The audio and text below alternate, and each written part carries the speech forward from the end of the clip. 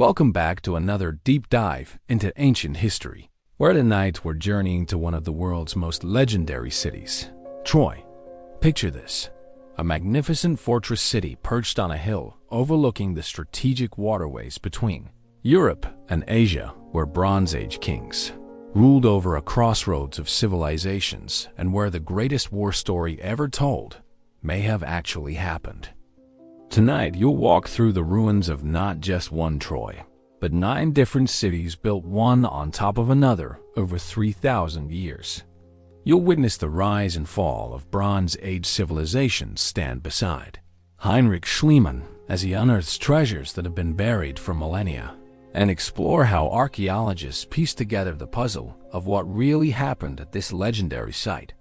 From the earliest settlements around 3000 BCE to the Roman city that tourists visited to see where Achilles had supposedly fought, we're about to explore how Troy became the bridge between myth and reality. You'll discover how a real Bronze Age city inspired the greatest epic poems ever written, how its strategic location made it one of the wealthiest trading centers in the ancient world, and how its story continues to captivate us today. Was there really a Trojan War? Did Helen of Troy exist? What made this particular hill so important that people kept rebuilding cities here for over 3 millennia? And how do we separate archaeological fact from Homeric fiction? Let's find out together as we uncover the entire history of the lost city of Troy. Chapter 1. The Early Settlements. Our story begins nearly 5,000 years ago on a windswept hill in northwestern Turkey, overlooking the narrow straits that separate Europe from Asia. This isn't yet the Troy of legend. It is a modest Bronze Age settlement that archaeologists call Troy I, the first of 9 distinct cities that will rise and fall on this strategic spot. The location isn't chosen by accident. This hill, known today as hastily, commands a perfect view of the Dardanelles Strait, where ships must navigate the treacherous currents between the Aegean Sea and the Sea of Marmara. Any vessel heading to or from the Black Sea must pass within sight of this hill, making it an ideal spot for controlling maritime trade. The earliest inhabitants understand this advantage. Around 3000 BCE, they construct the first settlement, a small fortified town with massive stone walls and towers. These aren't primitive people scraping out a subsistence existence. Archaeological evidence reveals sophisticated metalworking, advanced pottery techniques, and trade connections extending across the Aegean world. The walls of Troy tell a story of both prosperity and paranoia. Built from enormous limestone blocks fitted together with impressive skill, they create a fortress that could withstand prolonged siege. But why do these early settlers need such massive fortifications?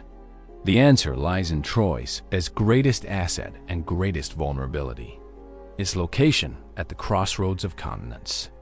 The Dardanelles Strait is more than just a geographical feature. It is a natural toll booth for ancient commerce. Ships carrying tin from distant mines, amber from the Baltic, gold from Anatolia, and countless other precious goods must pass through these narrow waters. The masters of Troy can demand tribute, provide protection services, or simply raid passing vessels. It's a business model that will make Troy wealthy for the next 2 millennia. But wealth attracts enemies. The massive fortifications of Troy suggest constant threats from jealous neighbors, opportunistic raiders, and rival settlements seeking to control this lucrative bottleneck. The early Trojans live in a world where commercial success and military readiness are inseparable. The archaeological evidence from Troy I reveals a society already showing signs of social stratification.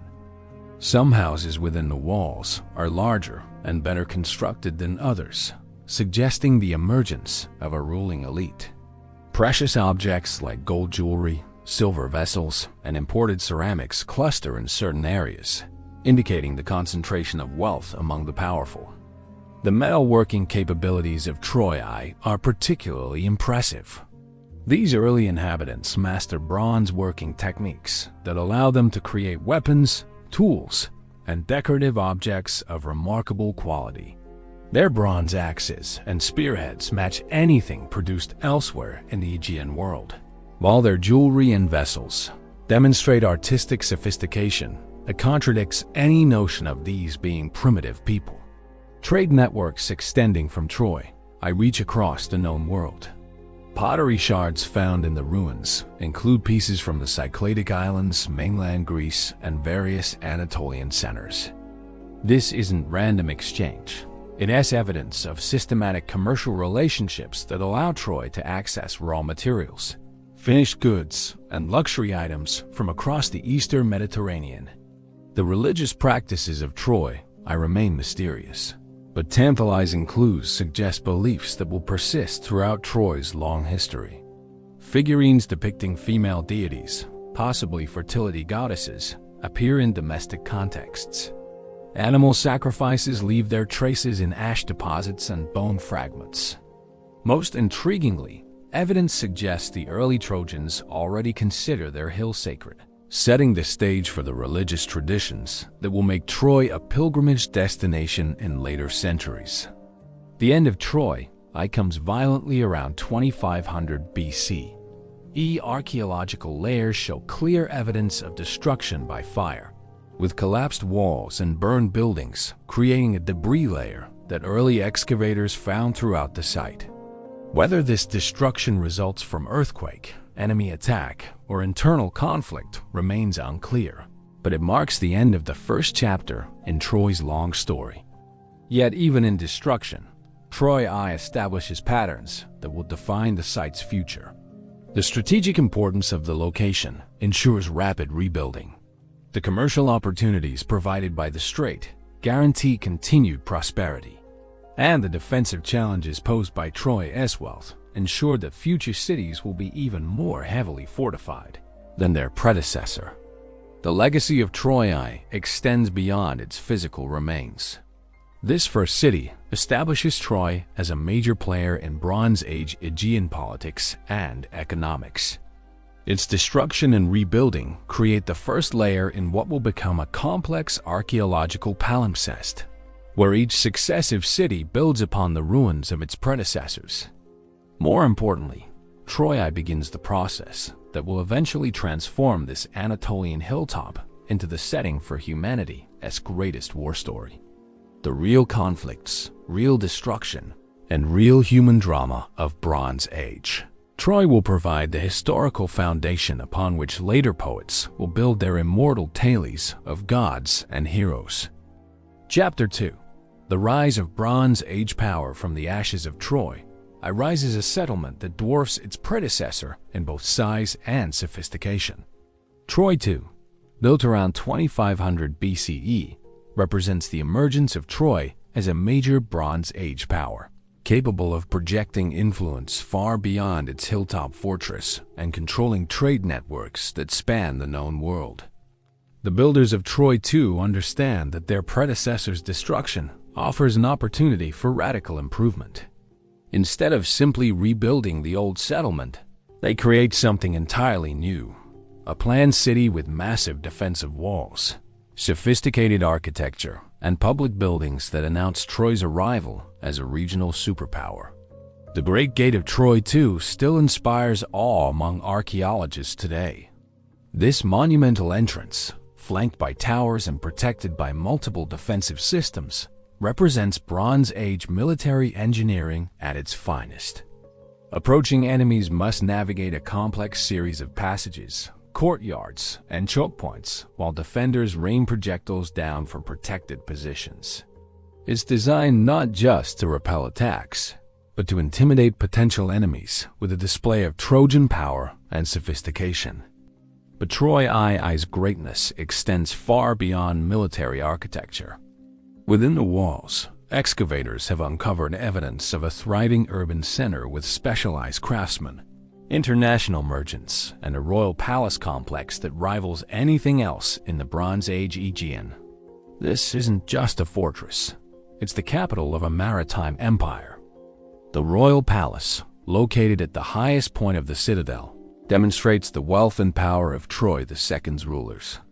Multiple buildings surround courtyards paved with fine stone, while the main hall features a massive central hearth surrounded by columns.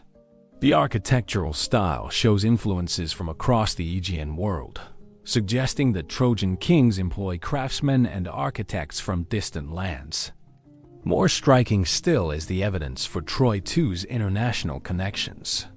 Pottery from the site includes pieces from dozens of different cultural traditions, Cycladic marble vessels, Anatolian painted ceramics, and even pieces that appear to come from as far away as Syria and Mesopotamia. This isn't just trade. It is evidence of a cosmopolitan society that serves as a meeting point for the civilizations of 3 continents. The wealth flowing through Troy II enables remarkable artistic achievements. Gold and silver vessels of extraordinary craftsmanship appear in the archaeological record, along with jewelry that demonstrates mastery of sophisticated metalworking techniques. Bronze weapons and tools reach new levels of quality and decoration, while stone carving and seal making achieve standards that won't be matched again in the region for centuries. Perhaps most significantly, Troy II shows evidence of literacy. Seal stones bearing what appear to be writing systems suggest that Trojan administrators are keeping records, drafting contracts, and managing the complex bureaucracy required to run a maritime trading empire. While we can't yet read these early scripts, their very existence marks Troy as one of the literate societies of the Bronze Age world. The economic foundation of Troy II's power becomes clear from archaeological analysis of trade goods and manufacturing debris. The city serves as a crucial link in trade networks connecting the Black Sea with the Aegean, the Balkans with Anatolia, and Europe with Asia. Precious metals, raw materials, and finished goods all flow through Trojan ports and warehouses, generating enormous wealth through taxation and commercial services. But Troy II's rulers understand that economic power alone isn't sufficient for long-term survival.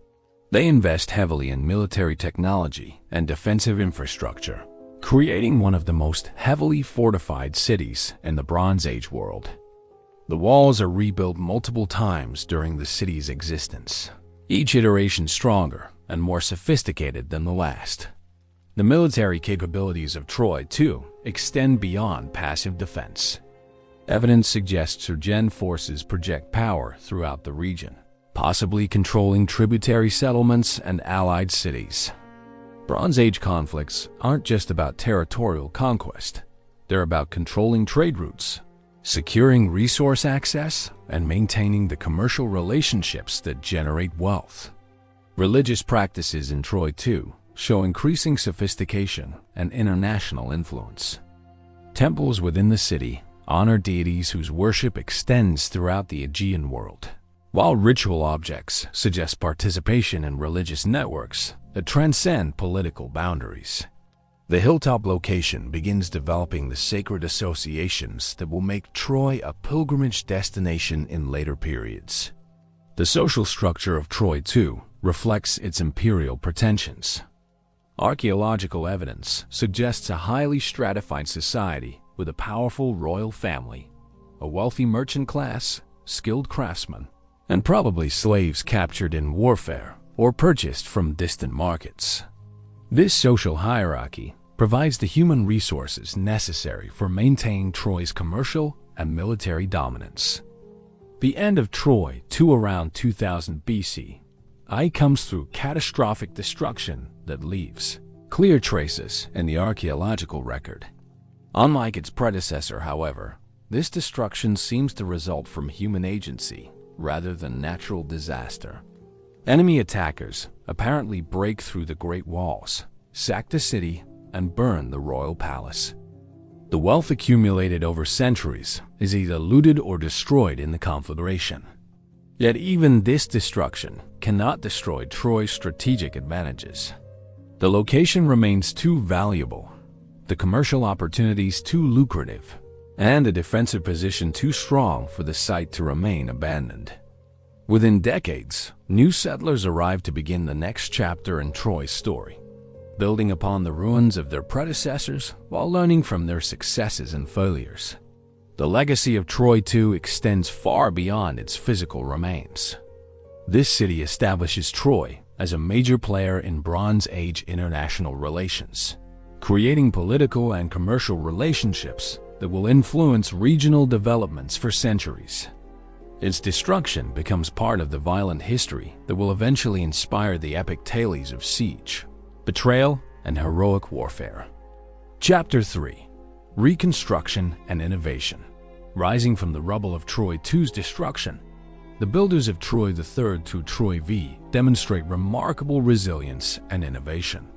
Over the next 3 centuries, these successive settlements transformed the hilltop from a war-ravaged ruin into a thriving commercial center that adapts to changing political and economic conditions while maintaining Troy's position as a crucial link between civilizations.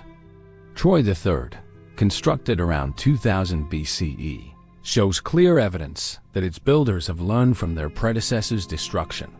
The new city walls are even more massive than before, incorporating sophisticated defensive innovations that reflect hard-won knowledge about Bronze Age siege warfare.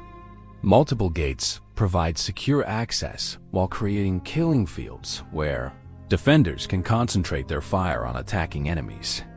The architectural style of Troy III reveals fascinating cultural synthesis. Building techniques show influences from both Anatolia and the Aegean, suggesting that the new inhabitants include refugees or immigrants from various regions. This cosmopolitan character becomes one of Troy's defining features, as the city consistently demonstrates remarkable ability to absorb and integrate diverse cultural influences. Within the walls, Troy III develops a more rational urban plan than its predecessor.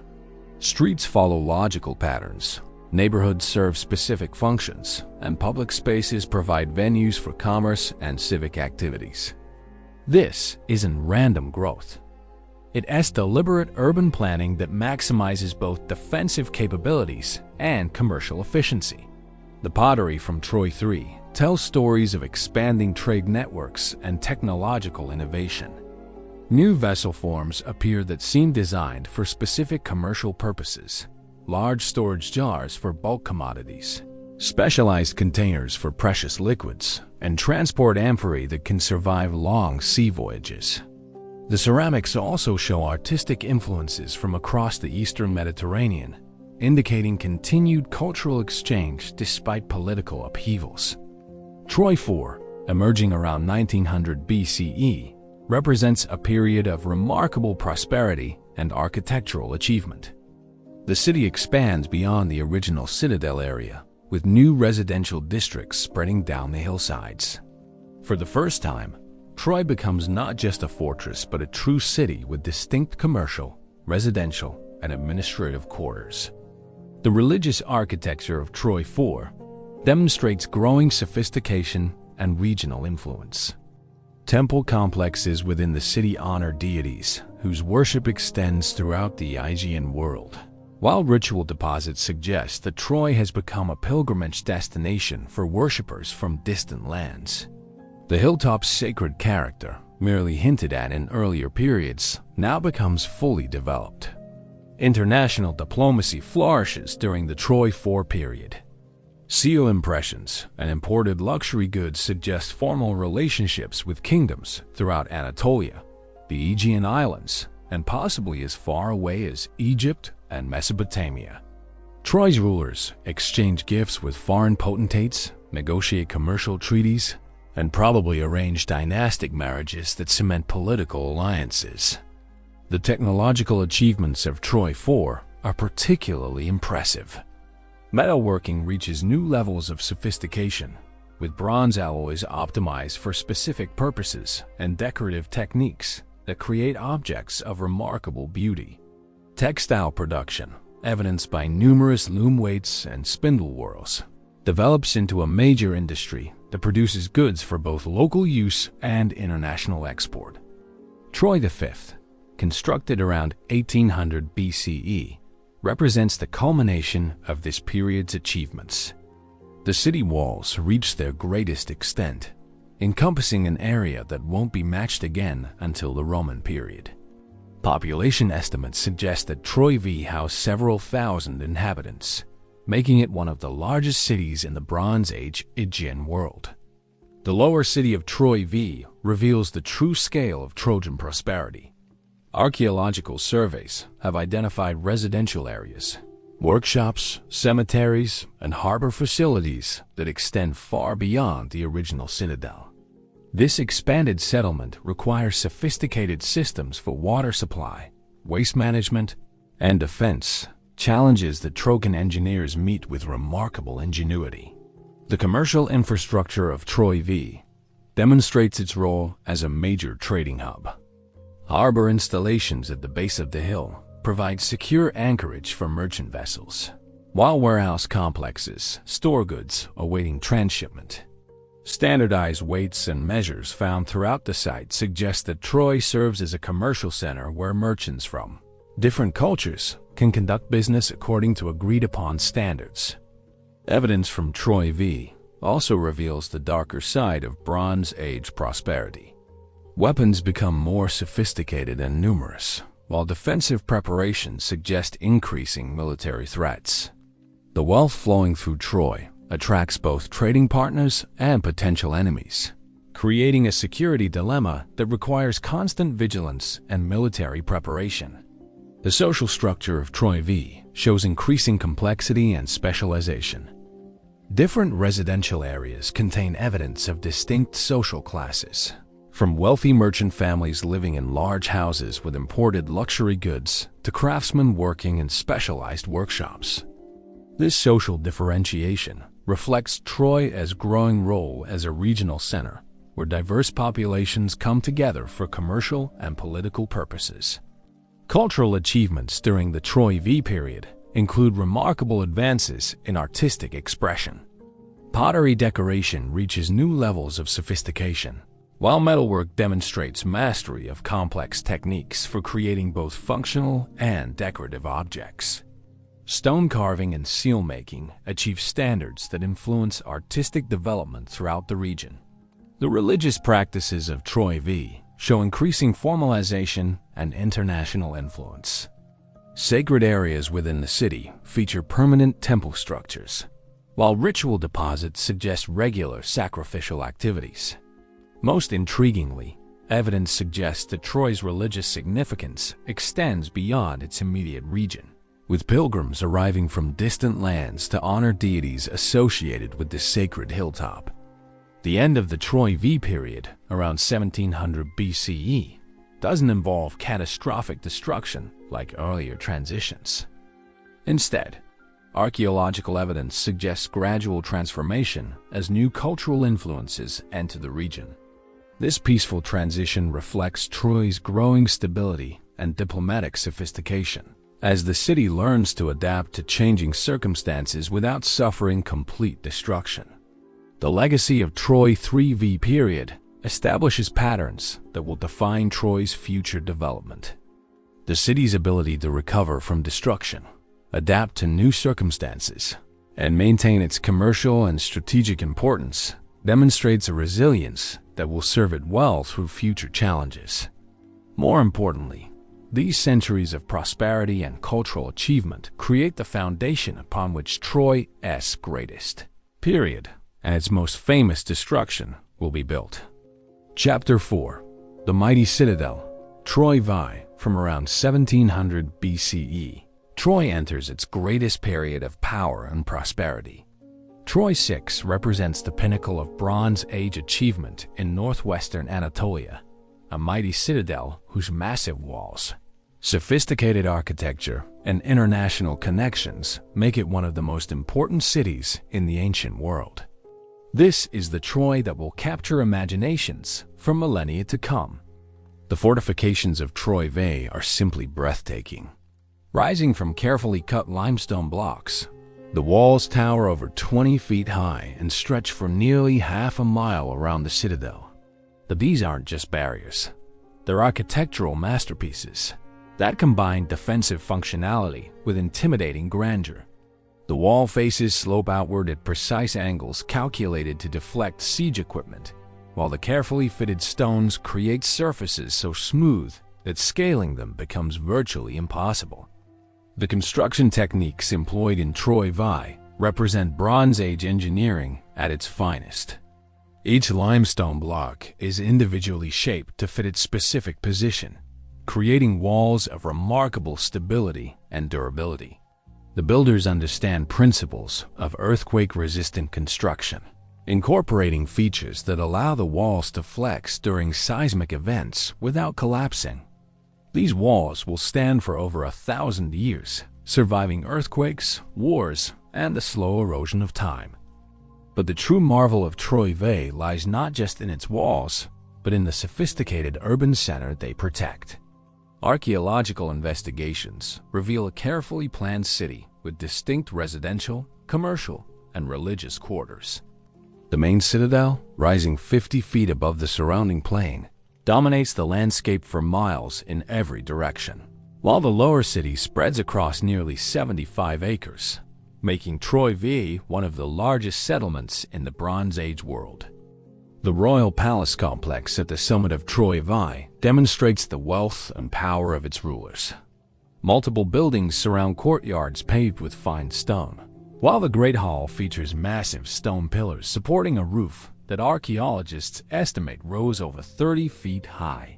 The architectural style shows influences from across the Aegean world, suggesting that Trojan kings employ master craftsmen from throughout their sphere of influence. The residential areas of Troy I reveal a sophisticated urban society with clear social stratification. Large mansions near the citadel walls house the wealthy elite, their rooms filled with imported pottery, precious metalwork, and luxury goods from across the known world. Smaller houses in the lower city accommodate merchants, craftsmen, and other middle-class inhabitants, while humble dwellings near the outer walls provide shelter for common laborers and perhaps slaves. The commercial importance of Troy I becomes clear from analysis of trade goods found throughout the site. Pottery includes pieces from dozens of different cultural traditions: Mycenaean vessels from mainland Greece, Minoan stirrup jars from Crete, Cypriot ceramics, and exotic pieces that appear to come from as far away as Syria and Egypt. This isn't casual exchange. It's evidence of systematic commercial relationships that make Troy a crucial node in Bronze Age trade networks.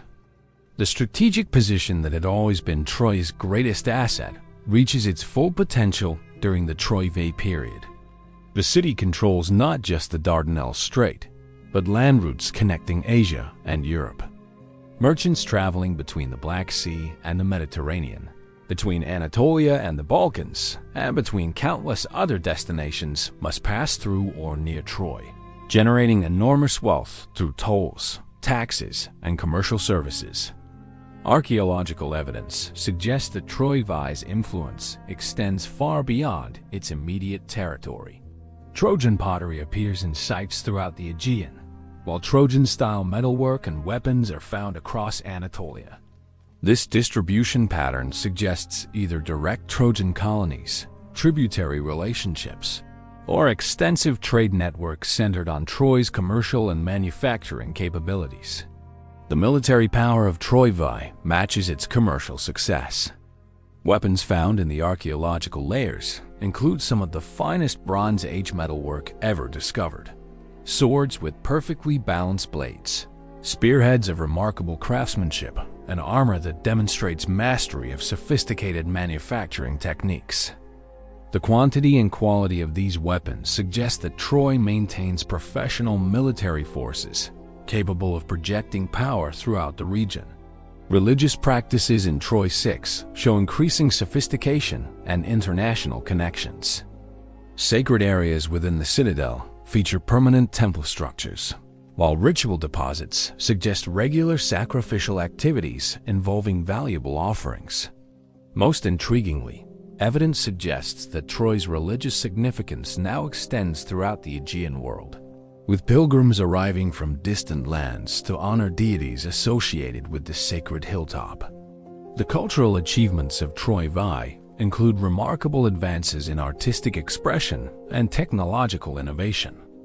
Pottery reaches new levels of decorative sophistication, while metalwork demonstrates mastery of complex techniques for creating both functional and ceremonial objects. Stone carving achieves standards that won't be matched again in the region for centuries, while seal making and possibly early forms of writing suggest administrative sophistication. International diplomacy flourishes during the Troy I period. Archaeological evidence suggests formal relationships with major powers throughout the Eastern Mediterranean, including possible contacts with Egypt, Mesopotamia, and the emerging Mycenaean civilization in mainland Greece. These relationships involve not just trade, but also cultural exchange, technological transfer, and probably political alliances. The social structure of Troy I reflects its imperial pretensions and commercial success. Archaeological evidence suggests a highly stratified society with a powerful royal family at the apex, wealthy merchant and warrior classes, forming an upper nobility, skilled craftsmen and traders, comprising a middle class, and numerous servants and slaves providing manual labor. This complex social hierarchy provides the human resources necessary for maintaining Troy's commercial dominance and military power. The prosperity of Troy I also enables remarkable population growth. Archaeological estimates suggest that the city and its immediate surroundings house between 5,000 and 10,000 inhabitants during peak periods, a substantial population for the Bronze Age world. This demographic strength provides both military manpower and commercial workforce necessary for maintaining Troy's regional dominance. But even at the height of its power, Troy VI faces growing challenges. Archaeological evidence from the later phases shows increased emphasis on defensive preparations, suggesting growing military threats. The international situation in the Aegean becomes increasingly unstable as the Mycenaean civilization reaches its own peak of power and expansion.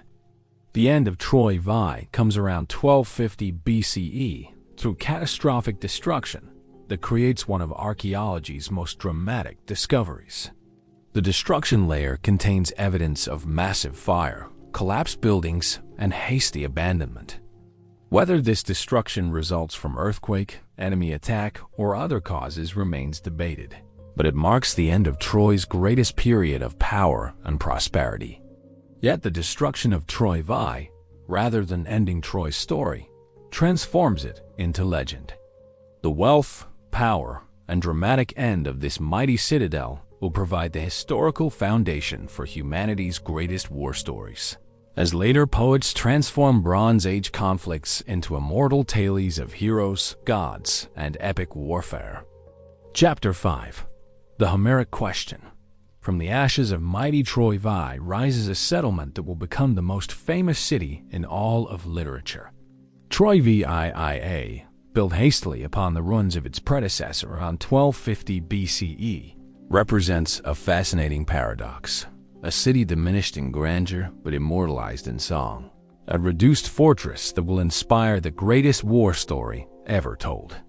The archaeological evidence from Troy VIIa tells a story of rapid reconstruction under difficult circumstances. The magnificent walls of Troy I, damaged but not destroyed, are quickly repaired, but the new city within them shows clear signs of changed circumstances. Where Troy I had showcased wealth and power through monumental architecture, Troy VIIa emphasizes practicality and defense. The most striking change in Troy VIIa is the dramatic increase in population density within the citadel walls. Where Troy I had featured spacious mansions with courtyards and gardens, Troy VIIa crams multiple families into subdivided buildings. Archaeological evidence suggests a population perhaps double that of its predecessor, all crowded within the protective walls of the upper citadel. This population increase tells a story of crisis and adaptation. Scattered evidence suggests that the inhabitants of the lower city and surrounding areas have fled to the safety of the fortified citadel, possibly in response to increased military threats.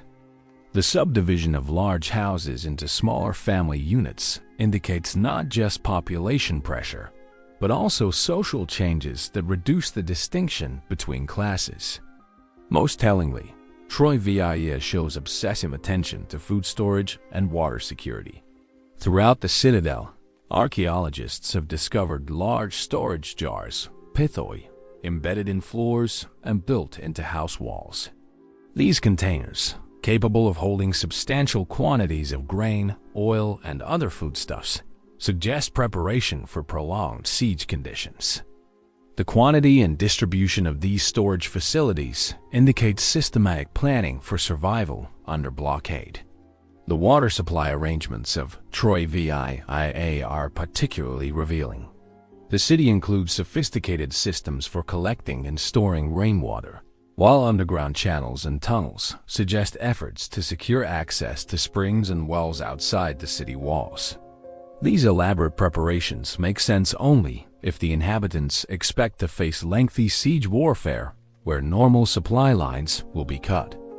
Military preparations in Troy VIIa extend beyond passive defense to active combat readiness. Weapons found in the archaeological layers include substantial numbers of arrowheads, spearpoints, and sling stones, equipment suitable for defending walls against attackers. The quantity and distribution of these weapons suggest that most adult males, regardless of their primary occupations, were expected to serve as defenders when necessary. The international connections that had made Troy VI prosperous continue, but show signs of strain during the Troy VIIa period. Trade goods from across the Aegean still appear in the archaeological record, but in reduced quantities and often showing signs of hasty manufacture or emergency procurement. This pattern suggests that normal commercial relationships are disrupted by warfare or political instability. Perhaps most intriguingly, Troy VIIa shows evidence of connections with the Mycenaean civilization of mainland Greece. The very people who, according to Homer, besieged and destroyed Troy. Mycenaean pottery appears throughout Troy VIIa layers, while Trojan goods are found in Mycenaean sites across the Aegean. These archaeological connections raise fascinating questions about the relationship between historical reality and epic poetry. The Mycenaean presence in the eastern Aegean during this period is well documented archaeologically. Mycenaean settlements, trading posts, and cemeteries appear throughout the region that Homer calls the Troad, the territory surrounding Troy. Some of these sites show evidence of conflict and destruction dating to the same period as Troy VII's final destruction, suggesting widespread warfare in the region. The political situation in the late Bronze Age Aegean provides a plausible context for the kind of large-scale conflict described in the Iliad. The Mycenaean civilization reaches its peak of power and expansion during the 13th century BCE, with evidence of Mycenaean influence or control extending from southern Italy to Cyprus. Troy, controlling crucial trade routes to the Black Sea and Central Asia, would represent both an attractive target and a significant obstacle to Mycenaean ambitions. Contemporary documents from the Hittite Empire, which controlled much of central Anatolia during this period, provide tantalizing glimpses of political conflicts in the region.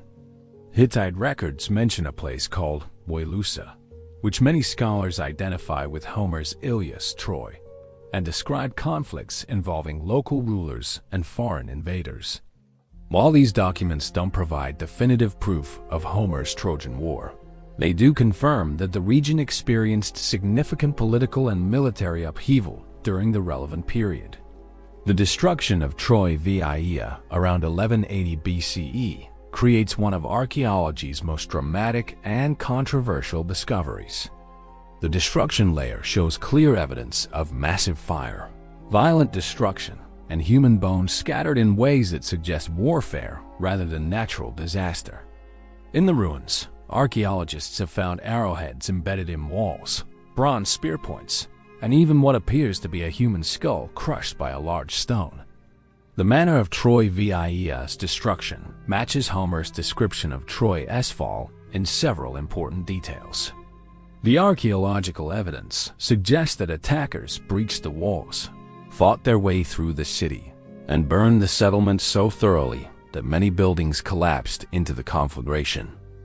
The pattern of destruction indicates systematic sacking rather than accidental fire or earthquake damage. Perhaps most remarkably, the timing of Troy VIIa's destruction coincides with a period of widespread upheaval throughout the Eastern Mediterranean. Around 1200 BCE, numerous Bronze Age civilizations collapse or suffer severe disruption.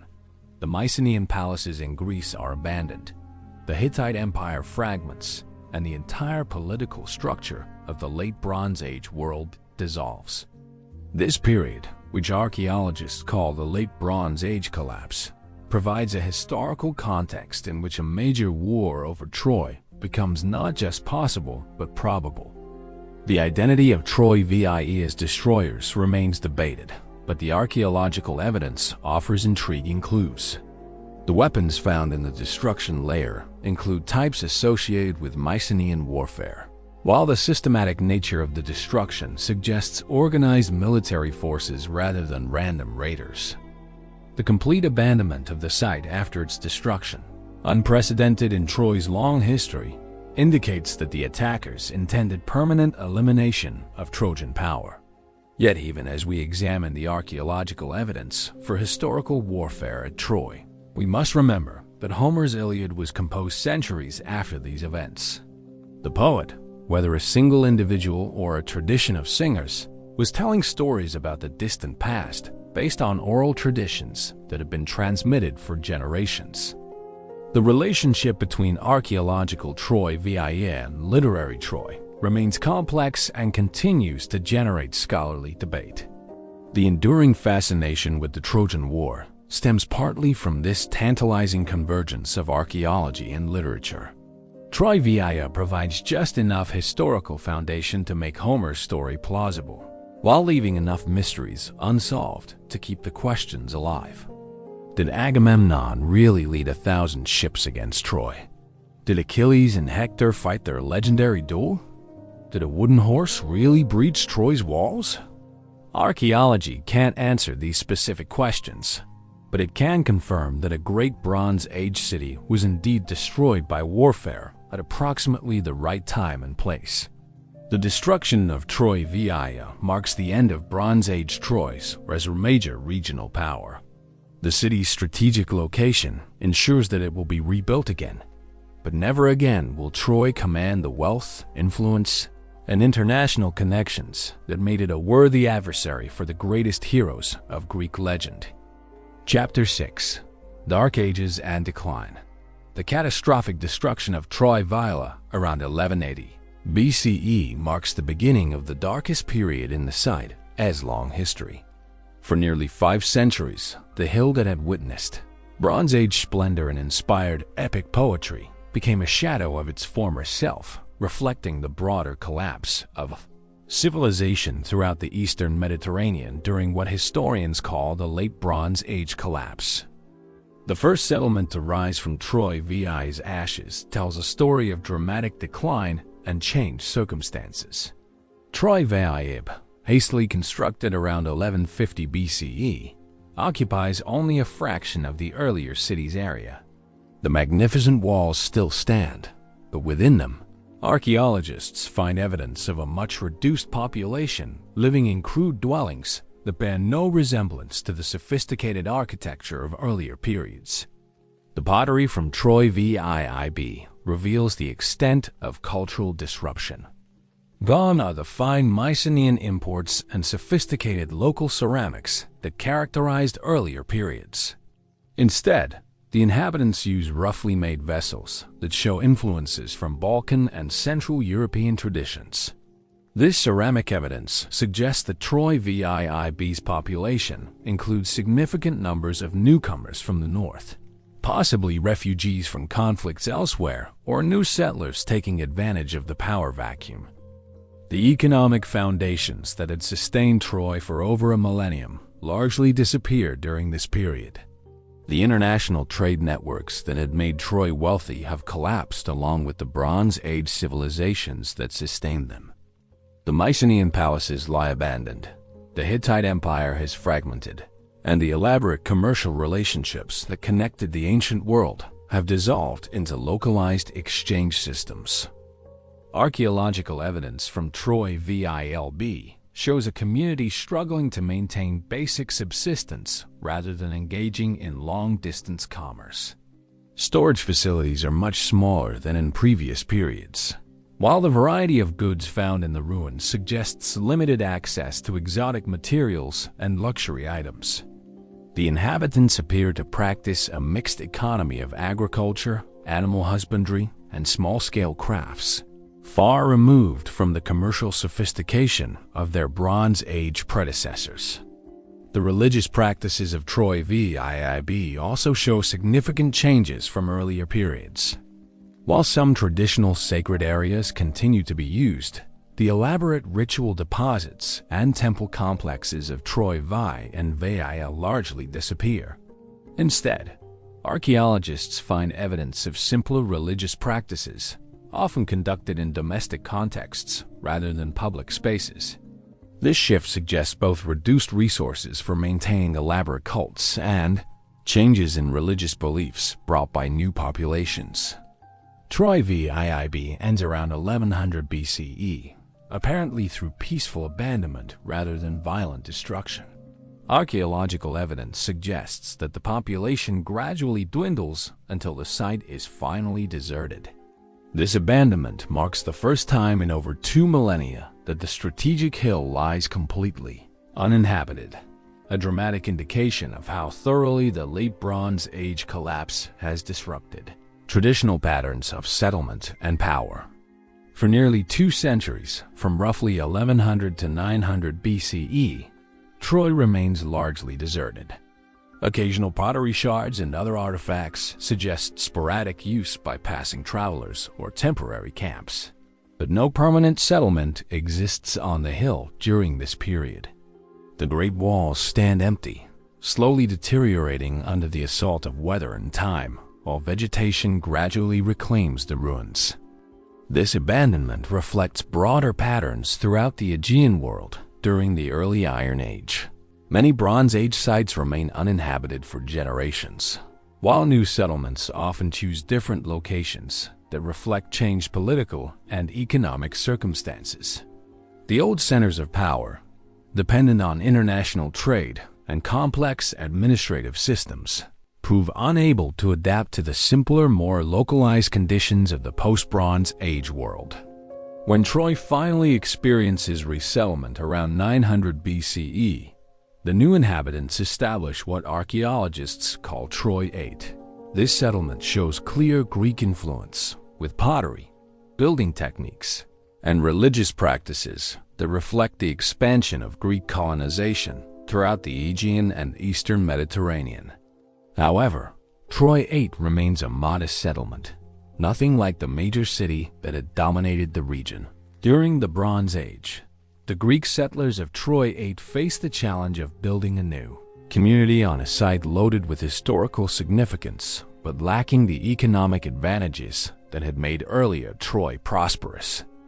The international trade networks that had sustained Bronze Age Troy no longer exist, while the political fragmentation of the early Iron Age limits opportunities for territorial expansion or tribute collection.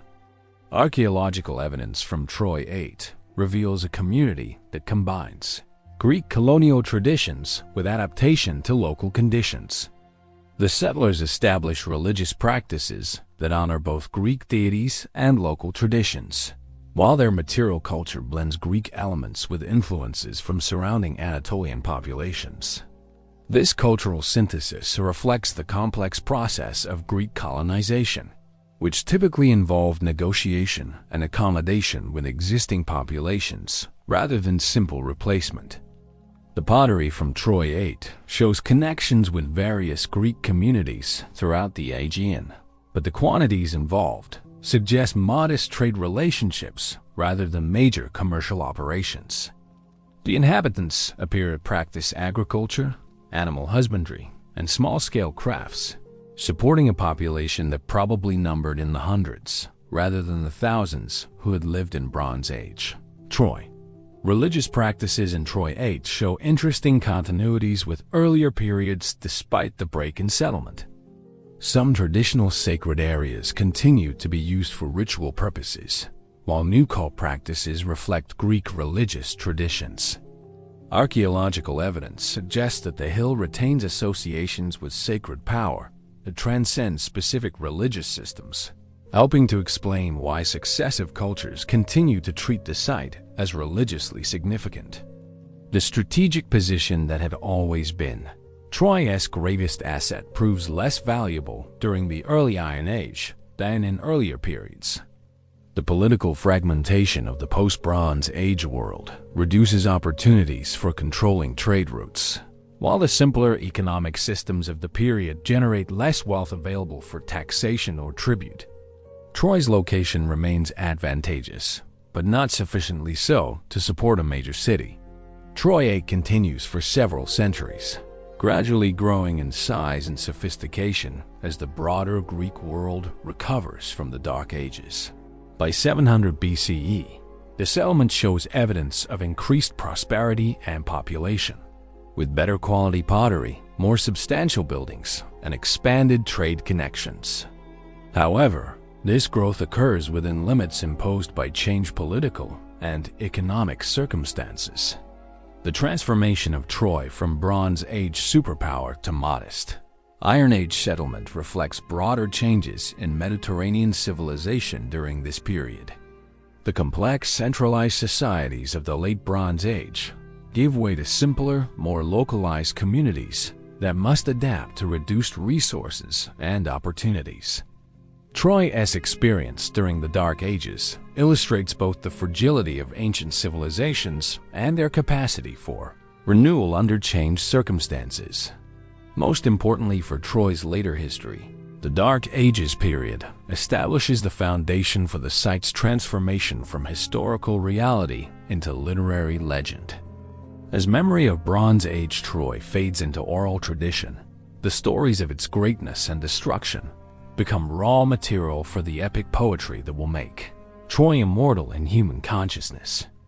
Chapter 7: Greek Revival and the Birth of Legend. As the Greek world emerges from the Dark Ages around 700 BCE, Troy begins its transformation from historical reality into something far more powerful, the setting for humanity's greatest war stories. This period witnesses not just the physical revival of the settlement, but the birth of the literary tradition that will make Troy eternally famous throughout the world. The Troy that exists around 700 BCE is a modest Greek settlement bearing little resemblance to the Bronze Age superpower that had once controlled trade routes between continents. Yet this humble community finds itself at the center of an extraordinary cultural development as Greek poets begin composing the epic songs that will become the Iliad and Odyssey. Archaeological evidence from this period shows Troy gradually growing in size and prosperity as part of the broader Greek colonial expansion. The settlement, now firmly established as a Greek polis city-state, develops the characteristic institutions of Greek urban life: agora, temples, public buildings, and residential quarters, organized according to Greek urban planning principles. The religious significance of the site undergoes remarkable transformation during this period. While Bronze Age Troy had been sacred for reasons now lost to memory, Greek Troy becomes associated with the heroes and events described in Homer's epics. Temples dedicated to Athena Elias, Athena of Troy, rise within the ancient walls, while other structures honor heroes supposedly connected to the Trojan War.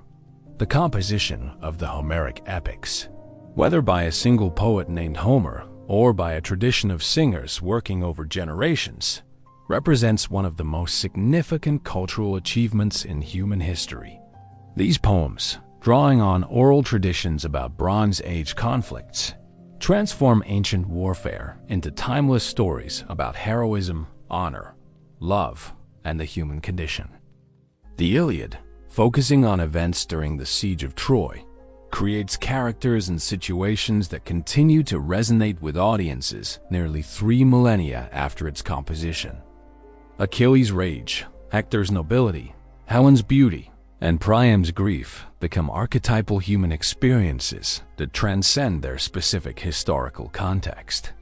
The poem transforms Bronze Age warfare into a meditation on mortality, honor, and the costs of conflict. The historical Troy described in Homer's epics bears complex relationships to the archaeological remains of Bronze Age settlements. Homer accurately describes Troy's strategic location, its impressive walls, and its role as a wealthy trading center. Yet the poem also includes supernatural elements, divine interventions, and heroic exploits that clearly belong to the realm of legend rather than history. The growing fame of the Homeric epics begins attracting visitors to Troy during the Archaic period. Greeks seeking to connect with their legendary past make pilgrimages to see the supposed site of Achilles' camp, Hector's tomb, and other locations associated with the epic narrative. This early form of literary tourism provides economic opportunities for the local population while enhancing Troy's cultural significance. The religious dimension of these pilgrimages becomes increasingly important as the Greek world develops shared cultural identity. Troy serves as a symbolic link to the heroic age when Greeks supposedly united under Agamemnon to fight a common enemy. The site becomes a place where different Greek communities can celebrate their shared heritage while honoring the heroes who embodied Greek values. Archaeological evidence from the 6th and 5th centuries BCE shows Troy developing into a proper city with substantial public buildings, defensive walls, and residential areas. The settlement expands beyond the Bronze Age citadel to include lower town areas, while harbor facilities support trade relationships throughout the Greek world. However, the city remains modest compared to major Greek centers like Athens, Sparta, or Corinth. The Persian Wars of the early 5th century BCE give Troy new political significance as part of the broader conflict between Greek and Persian civilizations.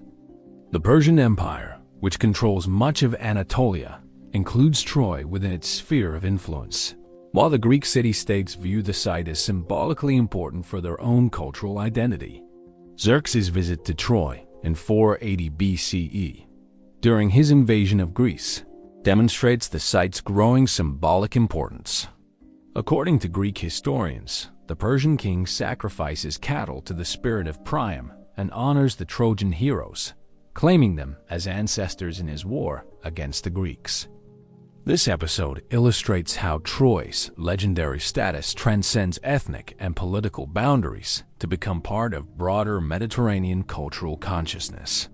The Athenian Empire's expansion into the Eastern Aegean during the 5th century BCE brings Troy within the Athenian sphere of influence.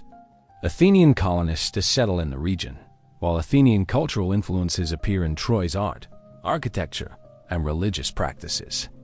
The city becomes part of the network of settlements that support Athenian commercial and political dominance. Classical Troy develops its own distinctive character that blends archaeological heritage with literary fame. The city's rulers and priests carefully maintain traditions that connect their community to Homer's heroes, while developing new religious and cultural practices that attract visitors from throughout the Greek world. This combination of historical consciousness and commercial opportunity proves remarkably successful. The religious practices of classical Troy show fascinating synthesis of ancient traditions with contemporary Greek beliefs. The cult of Athena Elias becomes increasingly elaborate, with festivals and ceremonies that attract participants from across the Greek world. Other religious observances honor heroes supposedly buried at Troy, while mystery cults develop around traditions claiming connection to Trojan War events.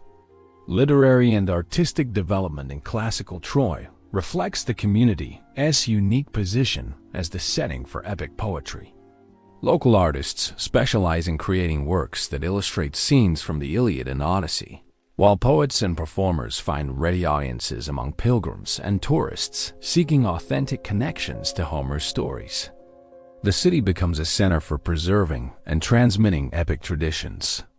The intellectual climate of classical Troy benefits from its associations with literature and heroic tradition.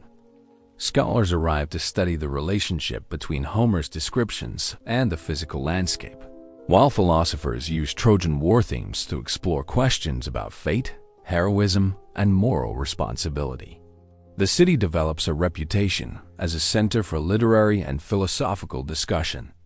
Economic prosperity in classical Troy depends increasingly on its fame rather than its strategic location. While the city maintains trade relationships throughout the Aegean, its primary source of wealth comes from pilgrims, tourists, and scholars drawn by its legendary associations.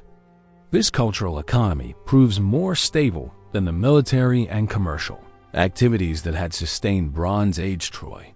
The democratic institutions that develop in classical Troy reflect broader Greek political traditions while adapting to local circumstances. The city's government must balance the needs of permanent residents with the expectations of visitors, while maintaining the religious and cultural traditions that sustain Troy's reputation. This creates unique challenges in urban planning, resource allocation, and civic organization. By the end of the classical period, Troy has successfully transformed itself from a modest post-Bronze Age settlement into one of the most famous cities in the Greek world.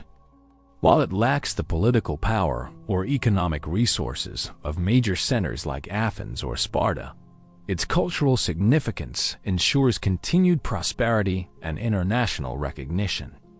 The approach of Alexander the Great's expedition sets the stage for Troy's next transformation. As the Macedonian conqueror, his visit will enhance the city's legendary status while integrating it into a new phase of Mediterranean political and cultural development. Chapter 8: Alexander's Pilgrimage and Hellenistic Glory. In the spring of 334 BCE, a young Macedonian king leads his army across the Hellespont to begin one of history's most famous military campaigns. Alexander the Great's first stop in Asia isn't a strategic objective or military target. It's Troy, the legendary city he has dreamed of visiting since childhood. His pilgrimage to honor Achilles transforms Troy from a regional Greek settlement into a symbol of Hellenistic cultural identity.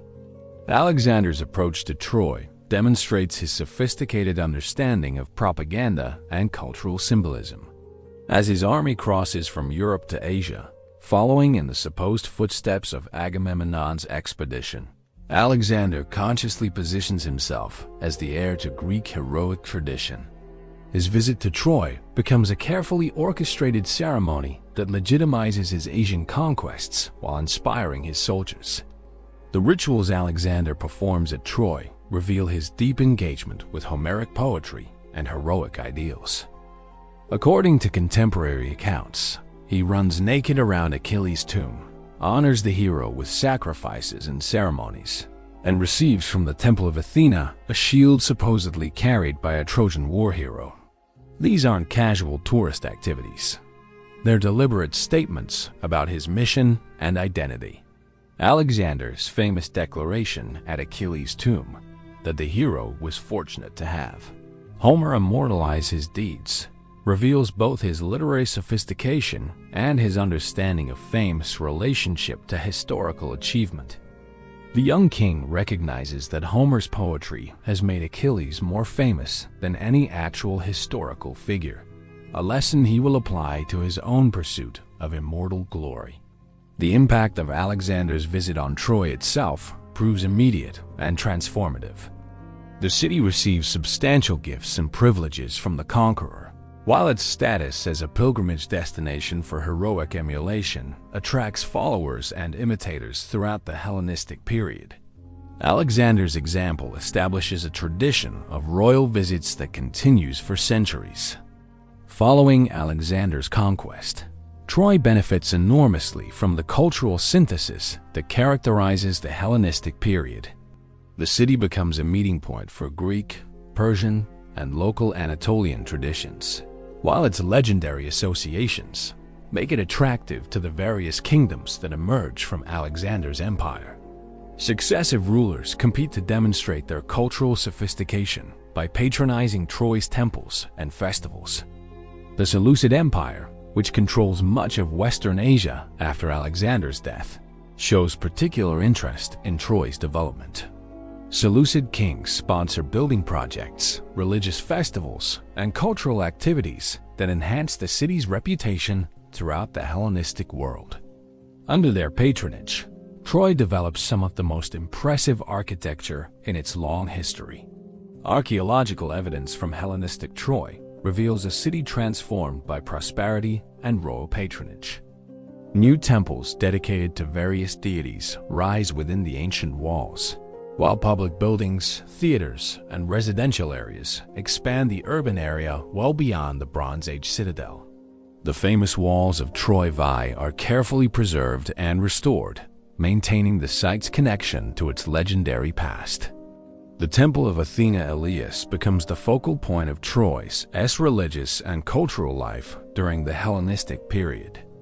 Rebuilt and expanded with royal funding, this structure rivals the greatest temples in the Greek world for size and magnificence.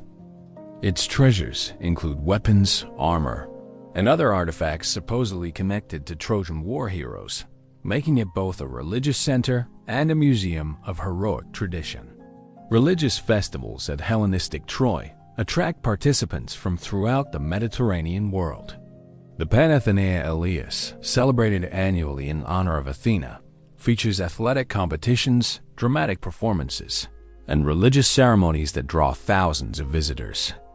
These festivals serve both religious and commercial purposes, generating substantial revenue while enhancing Troy's cultural prestige. The intellectual life of Hellenistic Troy flourishes as scholars arrive to study the relationship between Homer's poetry and the physical landscape.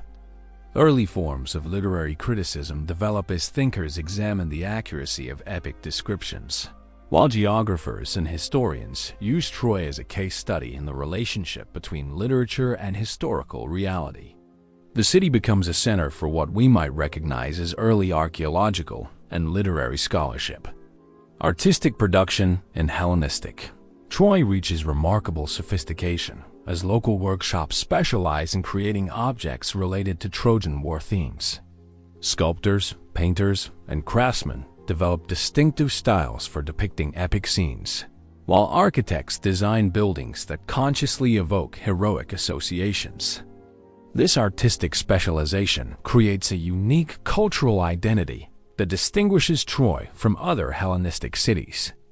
The commercial aspects of Troy's legendary fame become increasingly important during the Hellenistic period. Specialized industries develop to serve the tourist trade, producing souvenirs, religious objects, and artistic works that visitors can take home as mementos of their pilgrimage. This cultural economy proves remarkably stable and profitable, supporting a substantial urban population. International diplomacy in the Hellenistic world often involves references to Troy's legendary associations. Kings and cities claim descent from Trojan war heroes, while diplomatic missions frequently include visits to Troy to honor shared cultural heritage. These practices demonstrate how Homer's poetry has created a common cultural vocabulary for Mediterranean political relationships. The Attalid dynasty of Pergamon, which emerges as a major power in western Anatolia during the 3rd century BCE, shows particular interest in Troy's development. The Attalids sponsor major building projects and cultural activities while claiming special relationships with the legendary heroes. Under their patronage, Troy reaches new heights of prosperity and cultural achievement. Educational tourism becomes an important aspect of Troy's Hellenistic prosperity. Young men from wealthy families throughout the Greek world include Troy in their cultural education, studying Homer's poetry at the supposed site of the events it describes.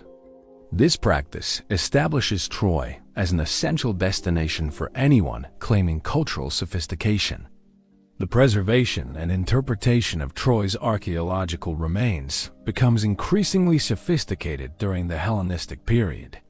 Local guides develop standardized tours that connect landscape features to epic events, while scholars attempt to identify specific locations mentioned in Homer's poetry.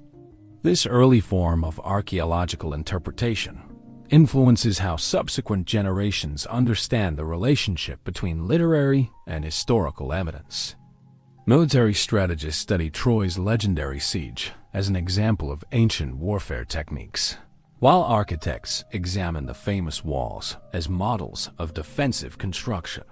These scholarly activities enhance Troy's reputation as a center for practical learning as well as cultural pilgrimage. The legal and administrative traditions of Hellenistic Troy reflect its unique status as both a functioning city and a symbolic site. Special provisions protect the city's cultural treasures and religious traditions, while commercial regulations govern the tourist trade that provides much of the city's wealth. These legal innovations influence urban governance throughout the Hellenistic world. As the Hellenistic period draws to a close with the expansion of Roman power into the eastern Mediterranean, Troy faces new challenges and opportunities.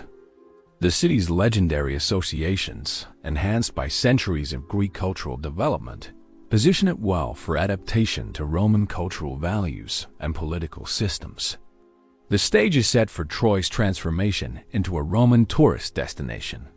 The Roman appreciation for Greek culture, combined with their own legendary claims of Trojan ancestry through Aeneas, will provide new opportunities for Troy's continued prosperity and cultural significance. The city that Alexander honored as the birthplace of heroic poetry will soon become a symbol of the cultural connections linking the Roman Empire to its mythological origins. Chapter 9. Roman Restoration and Imperial Pilgrimage, the Roman Conquest of Asia. Meyer in 133 BCE opens a new and remarkably prosperous chapter in Troy's long history. For the Romans, Troy isn't just another conquered city. It's the ancestral homeland of their legendary founder Aeneas, making it one of the most symbolically important sites in their expanding empire. This claimed connection transforms Troy from a Greek pilgrimage destination into a showcase of Roman cultural sophistication and imperial grandeur. The Roman relationship with Troy begins with Virgil's Aeneid, the epic poem that provides Romans with their own version of the Trojan War's aftermath. Unlike Homer's Iliad, which celebrates Greek victory over Troy, Virgil's masterpiece follows the Trojan hero Aeneas as he escapes the burning city to found a new civilization in Italy. This literary reframing transforms Troy's destruction from Greek triumph into Roman origin story. Julius Caesar's visit to Troy in 48 BCE establishes the precedent for imperial pilgrimage that will characterize Roman Troy for centuries. Caesar, claiming descent from Aeneas through the Julian family line, performs elaborate ceremonies honoring his supposed ancestors while announcing plans for Troy's restoration and expansion. His assassination prevents completion of these projects, but his visit demonstrates Troy's importance to Roman imperial ideology. Augustus Caesar fulfills his predecessor's promises with a comprehensive restoration program that transforms Troy into one of the most impressive cities in the eastern Mediterranean. The emperor's personal involvement in planning and funding these projects reflects both his literary sophistication and his understanding of Troy as propaganda value for legitimizing Roman rule over Greek territories. The Augustan restoration of Troy represents Roman architectural and engineering capabilities at their finest. New temples, theaters, baths, aqueducts, and public buildings rise throughout the city, while the ancient walls receive careful maintenance that preserves their legendary associations while adapting them to Roman defensive requirements. The result is a unique synthesis of Bronze Age heritage, Greek cultural traditions, and Roman architectural innovation. The Temple of Athena Elias receives particular attention during the Roman Restoration. Rebuilt on an even grander scale than its Hellenistic predecessor, this structure becomes one of the largest temples in the Roman Empire. Its treasury houses an extraordinary collection of artifacts supposedly connected to the Trojan War, while its religious ceremonies attract pilgrims from throughout the Mediterranean world.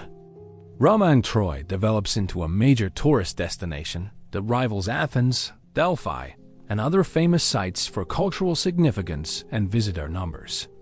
The city's unique combination of literary fame, archaeological remains, and imperial patronage creates powerful attractions for educated Romans seeking to connect with their cultural heritage while demonstrating their sophisticated knowledge of classical literature. The commercial infrastructure supporting Troy's tourist economy reaches remarkable sophistication. Specialized industries produce souvenirs, religious objects, and artistic works themed around Trojan War narratives, while hotels, restaurants, and guide services cater to visitors from every corner of the empire. This cultural economy employs thousands of people and generates substantial tax revenues for both local and imperial treasuries. Educational tourism flourishes in Roman Troy, as rhetoric schools and philosophical academies incorporate visits to the legendary city into their curricula. Young Romans studying Homer's poetry can examine the supposed sites of epic events, while aspiring orators practice speeches at locations where legendary heroes supposedly delivered famous addresses. This educational dimension enhances Troy's cultural prestige while creating steady demand for urban services. Imperial visits to Troy become regular occurrences that provide opportunities for ceremonial displays of Roman power and cultural sophistication. Emperors following Augustus's example sponsor building projects, religious festivals, and artistic commissions that demonstrate their commitment to preserving Troy's heritage while showcasing Roman engineering and administrative capabilities. Hadrian's visit to Troy in 124 CE represents the pinnacle of imperial engagement with the legendary city. The emperor, famous for his architectural projects and cultural interests, sponsors major building campaigns while participating in elaborate religious ceremonies that honor both classical traditions and contemporary Roman imperial cult practices. His coins commemorating the visit circulate throughout the empire, spreading Troy's fame even among populations that will never visit the site. The intellectual life of Roman Troy benefits from the city's associations with classical literature and heroic tradition. Scholars arrive from throughout the empire to study the relationship between Homer's descriptions and the physical landscape, while antiquarians collect artifacts and develop theories about the historical reality underlying epic poetry. This scholarly activity enhances Troy's reputation as a center for learning and cultural refinement. Archaeological investigation begins during the Roman period, as educated visitors attempt to identify specific locations mentioned in classical literature. Roman scholars develop methodical approaches to examining ancient remains, documenting their findings, and testing literary descriptions against physical evidence. While their methods differ from modern archaeological techniques, their systematic approach to studying the past influences later scholarly traditions. Religious syncretism flourishes in Rome, Troy, as the city's temples accommodate diverse populations and varied spiritual needs. Traditional Greek deities continue to receive worship alongside Roman gods, while mystery cults and Eastern religions find followers among both residents and visitors. The city's sacred associations transcend specific religious systems to attract pilgrims from various cultural backgrounds. Artistic production in Roman Troy reaches extraordinary levels of sophistication as local workshops specialize in creating works that appeal to educated visitors familiar with classical literature.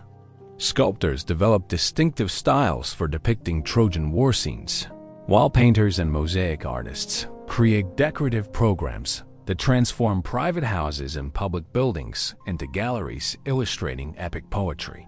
The preservation of Troy's ancient remains becomes increasingly systematic during the Roman period. Imperial authorities establish regulations protecting significant archaeological features, while local officials develop expertise in maintaining structures that are simultaneously functional buildings and historical monuments. This conservation work ensures that subsequent generations can continue experiencing authentic connections to the legendary past. Literary pilgrimage to Troy influences the development of Latin poetry and prose as Roman writers visit the site seeking inspiration for their own works. The city becomes a literary landscape where poets can walk in the footsteps of their heroes while developing their own artistic voices. This creative dimension adds another layer to Troy's cultural significance while contributing to the broader development of Roman literature. Urban planning in Roman Troy must balance the needs of permanent residents with the expectations of tourists and pilgrims. City officials develop specialized expertise in managing crowd flows, protecting cultural treasures, and maintaining public order during major festivals and imperial visits. These administrative innovations influence urban governance throughout the Roman Empire. The economic prosperity generated by Troy's cultural economy enables remarkable population growth and urban expansion. Archaeological evidence suggests that Roman Troy houses tens of thousands of inhabitants at its peak, making it one of the largest cities in Asia Minor. This demographic success demonstrates the economic potential of cultural tourism in the ancient world. Legal and administrative traditions in Roman Troy reflect the city's unique status as both a functioning urban center and a site of imperial symbolic importance. Special privileges protect the city's cultural treasures and religious traditions, while commercial regulations govern the tourist industry that provides much of the city's wealth. These legal innovations influence municipal governance throughout the Eastern Empire. As the Roman Empire enters its later period, Troy faces new challenges from changing political conditions, economic pressures, and religious transformations. The rise of Christianity poses particular challenges for a city whose prosperity depends on pagan literary traditions and classical religious practices. The stage is set for Troy's next transformation as the ancient world gives way to new cultural and spiritual realities. Chapter 10: Byzantine Transformation and Medieval Legends. The founding of Constantinople in 330 CE creates both opportunities and challenges for nearby Troy. As the new capital of the Eastern Roman Empire rises just across the Dardanelles, Troy finds itself in the shadow of one of the world's greatest cities. Yet this proximity also provides new possibilities for cultural and economic development as Byzantine civilization synthesizes classical traditions with Christian spirituality. The Christianization of the Roman Empire poses fundamental challenges for Troy's traditional economy and cultural identity. A city whose prosperity had depended on pagan literary traditions and classical religious practices must adapt to a new world where Christian values and biblical narratives take precedence over Homeric poetry and Greek mythology. Early Christian attitudes toward Troy reflect broader tensions between classical culture and Christian spirituality. Some Christian writers condemn the pagan associations of Trojan War narratives, viewing them as dangerous distractions from religious truth. Others attempt to Christianize Troy's legends by reinterpreting classical stories through Christian theological frameworks or by emphasizing moral lessons compatible with Christian teaching. The Byzantine period sees remarkable creativity in adapting Troy's classical heritage to Christian cultural contexts. Medieval writers develop new interpretations of Trojan War narratives that emphasize themes of divine justice, moral responsibility, and providential intervention. These retellings preserve classical stories while making them acceptable to Christian audiences. Archaeological evidence from Byzantine Troy reveals a city struggling to maintain its identity and prosperity under changed circumstances. Many classical buildings are converted to Christian uses, while new churches rise throughout the urban area. The famous temple of Athena Elias undergoes transformation into a Christian basilica, symbolizing the religious revolution that reshapes Troy's cultural landscape. The decline of classical education in the early Byzantine period reduces demand for the literary tourism that had sustained Troy's economy for centuries. Fewer visitors arrive seeking connections to Homer's heroes, while those who do come often approach the site with Christian rather than classical perspectives. This transformation requires fundamental changes in how Troy presents itself to potential visitors. Medieval pilgrimage traditions provide new opportunities for Troy's tourism industry, as Christian travelers begin including the site in religious journeys to Constantinople and the Holy Land. While these pilgrims aren't primarily interested in classical literature, they often appreciate Troy's historical significance and architectural heritage. Local guides develop new narratives that emphasize Troy's role in providential history rather than classical mythology. The preservation of classical manuscripts in Byzantine monasteries ensures that knowledge of Homer's poetry survives the decline of secular classical education. Monks and scholars maintain libraries containing copies of the Iliad and Odyssey, while commentaries and educational texts preserve classical learning for future generations. This scholarly activity helps maintain Troy's literary associations even during periods of reduced popular interest. Byzantine historical writing shows complex attitudes toward Troy's classical heritage. Some historians celebrate the site's connections to Byzantine cultural roots, while others emphasize the moral lessons that can be drawn from Troy's destruction. These varied approaches reflect broader debates about the relationship between classical culture and Christian civilization. The rise of medieval Romance literature creates new opportunities for Troy's legendary associations. Medieval writers develop elaborate retellings of Trojan war stories that emphasize chivalric values, courtly love, and Christian morality. These adaptations introduce Troy's legends to new audiences while transforming their meaning and significance. The Crusades provide unexpected opportunities for Troy's revival as Western European knights and pilgrims pass through the region on their way to and from the Holy Land. These travelers often stop at Troy to honor its classical associations while pursuing their religious missions. Their visits provide economic opportunities while introducing Troy to new audiences throughout Western Europe. Medieval maps and geographical texts preserve knowledge of Troy's location and significance, even when direct classical education declines. Map makers consistently identify Troy on their charts, while geographical writers include descriptions of the site that blend classical learning with contemporary observations. This cartographical tradition helps maintain Troy's place in medieval geographical consciousness. Archaeological preservation during the Byzantine period follows different priorities than in earlier eras. While classical monuments receive less systematic maintenance, Christian authorities often protect structures that can be adapted for religious uses. This selective preservation ensures that some ancient remains survive while others deteriorate or disappear. The development of medieval Troy as a Christian pilgrimage destination requires creation of new religious narratives and sacred sites. Local traditions develop that connect various locations to biblical events, early Christian martyrs, or miraculous occurrences.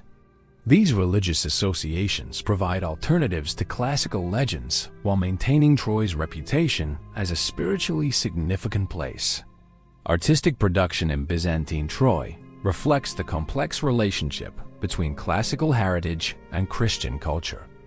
Artists develop styles that incorporate classical motifs within Christian iconographic programs, while craftsmen create religious objects that show subtle influences from classical artistic traditions. This synthesis creates distinctive regional artistic styles that influence broader Byzantine cultural development. The commercial infrastructure of Byzantine Troy adapts to serve Christian pilgrims rather than classical tourists. Monasteries, hostels, and religious institutions provide accommodation and services, while craftsmen specialize in producing religious objects and souvenirs. This transformed economy proves less lucrative than classical tourism, but provides sufficient prosperity to sustain urban life. Educational institutions in Byzantine Troy emphasize religious rather than classical learning, though some classical texts continue to be studied for their literary and historical value. Monastic schools train clergy and administrators, while lay education focuses on practical skills and Christian moral instruction. This educational transformation reflects broader changes in Byzantine cultural priorities. The Ottoman conquest of Constantinople in 1453 CE marks the end of Byzantine Troy and sets the stage for the site's next transformation. Under Ottoman rule, Troy will experience yet another reinvention as Islamic civilization encounters and interprets the classical heritage that has sustained the site is famed for over 2 millennia. The legacy of Byzantine Troy lies in its successful adaptation of classical heritage to Christian cultural contexts. Medieval traditions developed during this period preserve knowledge of Troy's significance while transforming its meaning for new audiences. These adaptations ensure that Troy's fame survives the decline of classical civilization while preparing for its rediscovery by Renaissance humanists and modern archaeologists. The Byzantine period demonstrates Troy's remarkable capacity for reinvention and adaptation. Even when its original cultural foundations disappear, the site maintains significance through creative reinterpretation and selective preservation. This adaptability will prove crucial as Troy faces the challenges and opportunities of the modern era. Chapter 11: Ottoman Period and European Rediscovery. The Ottoman conquest of Constantinople in 1453 CE initiates a new chapter in Troy's story as Islamic civilization encounters the accumulated layers of classical, Christian, and Byzantine heritage that have made the site famous throughout the Mediterranean world. Under Ottoman rule, Troy experiences both decline and preservation as changing political and cultural circumstances transform its role in regional development. The early Ottoman period sees reduced attention to Wasta, Troy's classical associations, as Islamic culture emphasizes different historical narratives and educational priorities. The Ottoman Empire's vast territorial extent and diverse cultural heritage provide numerous alternatives to classical Greek literature for historical consciousness and cultural identity. Troy's fame among educated Ottomans depends more on its strategic location than its literary associations. Local Ottoman administrators in the Troy region focus on practical governance rather than cultural tourism. The site, as administrative integration into the Ottoman provincial system, treats it as part of the broader Troad region rather than as a special cultural destination. Tax records and administrative documents from this period make little reference to Troy's classical fame or archaeological significance. Agricultural development under Ottoman rule transforms much of the landscape around Troy. Farming activities encroach upon ancient ruins, while local populations use archaeological remains as convenient sources of building materials. This practical approach to ancient monuments reflects Ottoman priorities that emphasize productive land use over historical preservation. However, the Ottoman period also sees important preservation efforts that protect Troy's most significant remains. Imperial regulations restrict unauthorized excavation and export of antiquities, while local officials maintain basic security for major monuments. These protective measures, though limited by contemporary standards, prevent the complete destruction of archaeological evidence. European interest in Troy revives during the Renaissance as humanist scholars rediscover classical literature and seek to connect ancient texts with physical locations. The renewed study of Homer's poetry in Western Europe creates new demand for information about Troy's actual location and archaeological remains. This scholarly interest initiates a process that will eventually transform Troy into one of the world's most famous archaeological sites. Early European travelers to the Ottoman Empire include Troy in their itineraries as they seek to experience the landscapes described in classical literature. These visitors produce accounts that blend literary pilgrimage with archaeological observation, creating a new genre of travel writing that combines classical education with contemporary geographical knowledge. The identification of Troy's location becomes a subject of scholarly debate as different. European researchers propose various theories about which ancient site corresponds to Homer Achilles. This academic controversy generates international interest while highlighting the challenges of connecting literary descriptions with archaeological evidence. Diplomatic relations between European powers and the Ottoman Empire facilitate scholarly access to Troy and other classical sites. Treaties and agreements often include provisions for archaeological research, while European ambassadors and consuls support scholarly expeditions that enhance their nations' cultural prestige while advancing archaeological knowledge. The development of modern archaeology as a scholarly discipline creates new opportunities for systematic investigation of Troy's remains.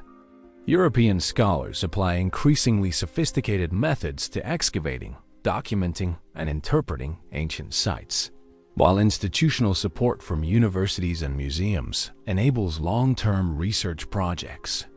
Local knowledge and traditions in the Ottoman Troy region preserve important information about the site's archaeology and history.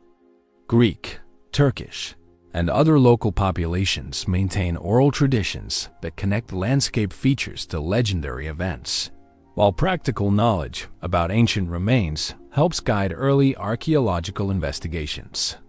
The economic opportunities created by growing European interest in Troy provide new sources of income for local populations.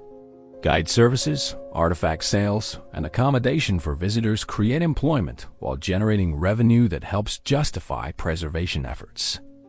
This early form of archaeological tourism establishes patterns that continue to influence the region's development.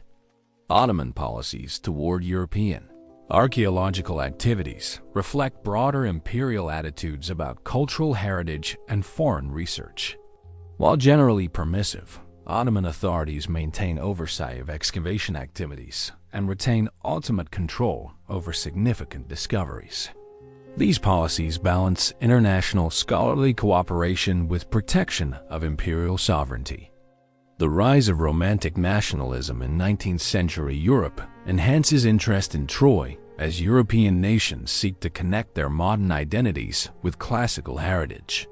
German, French, British, and other scholars compete to make significant discoveries at Troy, while their governments provide funding and diplomatic support for archaeological expeditions. Heinrich Schliemann's arrival in the Troy region during the 1860s marks the beginning of systematic excavation that will transform understanding of the site's history and significance. Schliemann's combination of classical education, business acumen, and archaeological ambition creates a new model for archaeological research that emphasizes publicity and popular appeal alongside scholarly investigation. The preparation for Schliemann's excavations involves complex negotiations with Ottoman authorities, local landowners, and European diplomatic representatives. These arrangements establish precedents for archaeological permits, property rights, and artifact ownership that influence subsequent research at Troy and other Ottoman archaeological sites.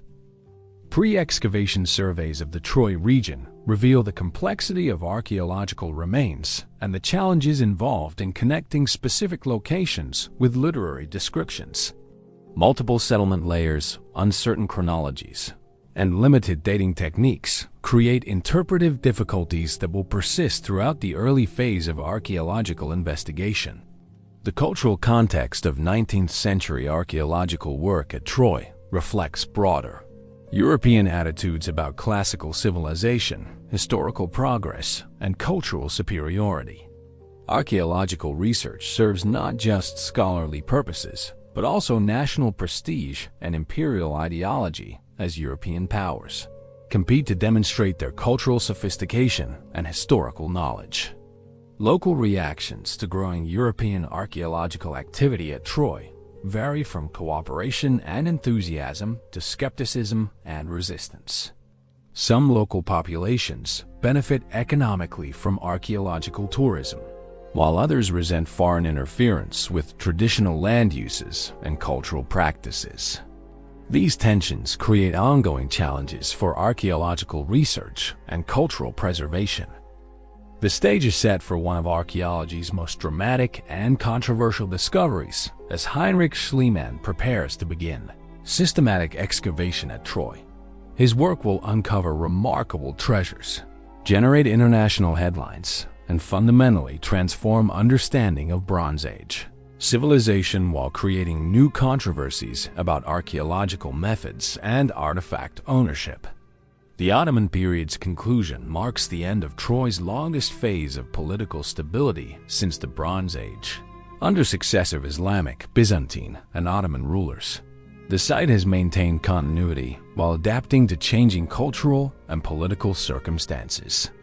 The approaching era of systematic archaeological investigation will reveal the full complexity of Troy's history while creating new challenges for preservation and interpretation. The transformation of Troy from a neglected Ottoman agricultural area into the world's most famous archaeological site represents one of the most dramatic cultural shifts in modern history. This metamorphosis didn't happen overnight. It resulted from a complex convergence of European intellectual movements, technological advances, diplomatic developments, and individual obsessions that would revolutionize our understanding of the ancient world. The intellectual foundations for Troy's rediscovery were laid during the European Enlightenment, when scholars began applying rational, systematic methods to studying the past. The rise of historical criticism and philological analysis created new approaches to understanding ancient texts, while archaeological investigation emerged as a distinct discipline separate from treasure hunting or antiquarian collecting. These methodological innovations provided the tools necessary for serious investigation of sites mentioned in classical literature.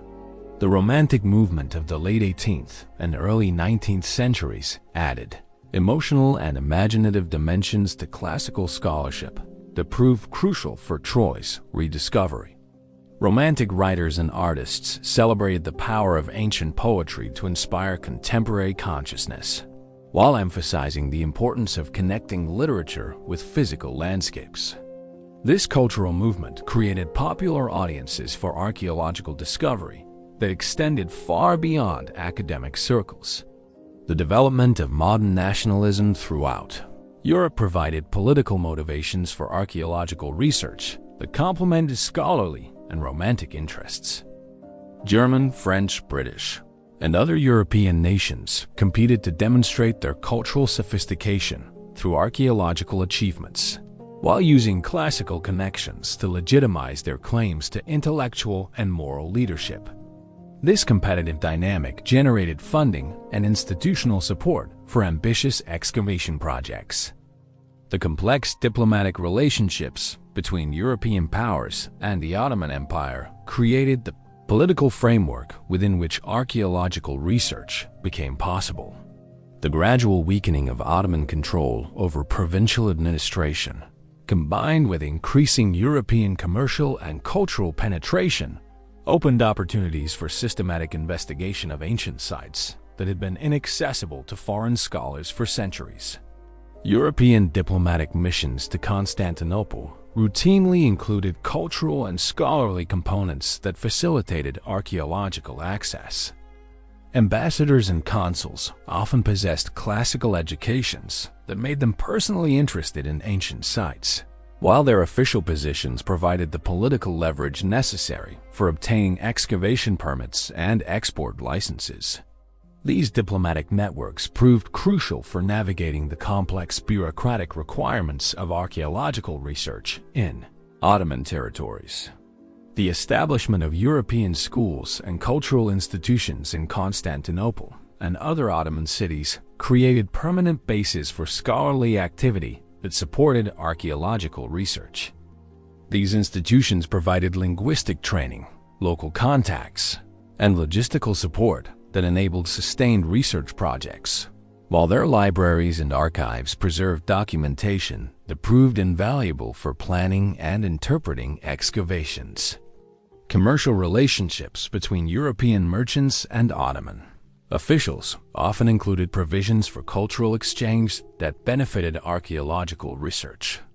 Trading companies frequently employed scholars and antiquarians who could pursue archaeological interests while conducting business, creating informal networks that shared information about ancient sites and potential discoveries. The development of steamship transportation dramatically reduced travel times between Europe and the Eastern Mediterranean, making archaeological expeditions more practical and affordable. Regular passenger service enabled scholars to visit sites for preliminary surveys, while cargo capacity allowed transportation of excavation equipment and archaeological discoveries back to European museums and universities. The emergence of archaeology as a scientific discipline during the 19th century transformed approaches to investigating ancient sites like Troy. Earlier antiquarian activities had focused primarily on collecting beautiful or valuable objects, but scientific archaeology emphasized systematic excavation, careful documentation, and comprehensive interpretation of all discoveries, regardless of their aesthetic or monetary value. Stratigraphic analysis, the systematic study of archaeological layers, became a fundamental tool for understanding site chronologies and cultural sequences. This methodology proved particularly crucial at Troy, where multiple periods of occupation created complex deposits that required careful analysis to separate and interpret. The development of stratigraphic techniques enabled archaeologists to reconstruct site histories with unprecedented precision. The application of comparative analysis to archaeological discoveries created new possibilities for understanding ancient cultures and their relationships. Pottery styles, architectural techniques, and artifact types found at Troy could be compared with similar materials from other sites throughout the Eastern Mediterranean, enabling archaeologists to trace cultural connections and chronological developments across vast geographical areas. Photographic documentation revolutionized archaeological recording by providing accurate, detailed records of discoveries that could be shared with scholars worldwide. Photography enabled precise documentation of excavation contexts, architectural features, and artifact details that would have been impossible to record through drawings alone. This technological innovation proved particularly valuable at Troy, where complex architectural remains required detailed visual documentation. The development of scientific dating techniques, though still primitive by modern standards, began providing more reliable chronologies for archaeological discoveries. Ceramic analysis, architectural comparison, and correlation with historically dated materials enabled archaeologists to establish more accurate timelines for Troy as various occupation periods.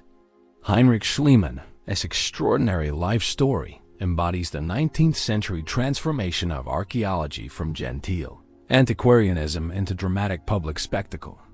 Born into modest circumstances in northern Germany, Schliemann combined business acumen, linguistic brilliance, and passionate devotion to Homer's poetry into a career that would revolutionize public understanding of the ancient world, while generating controversies that persist to this day.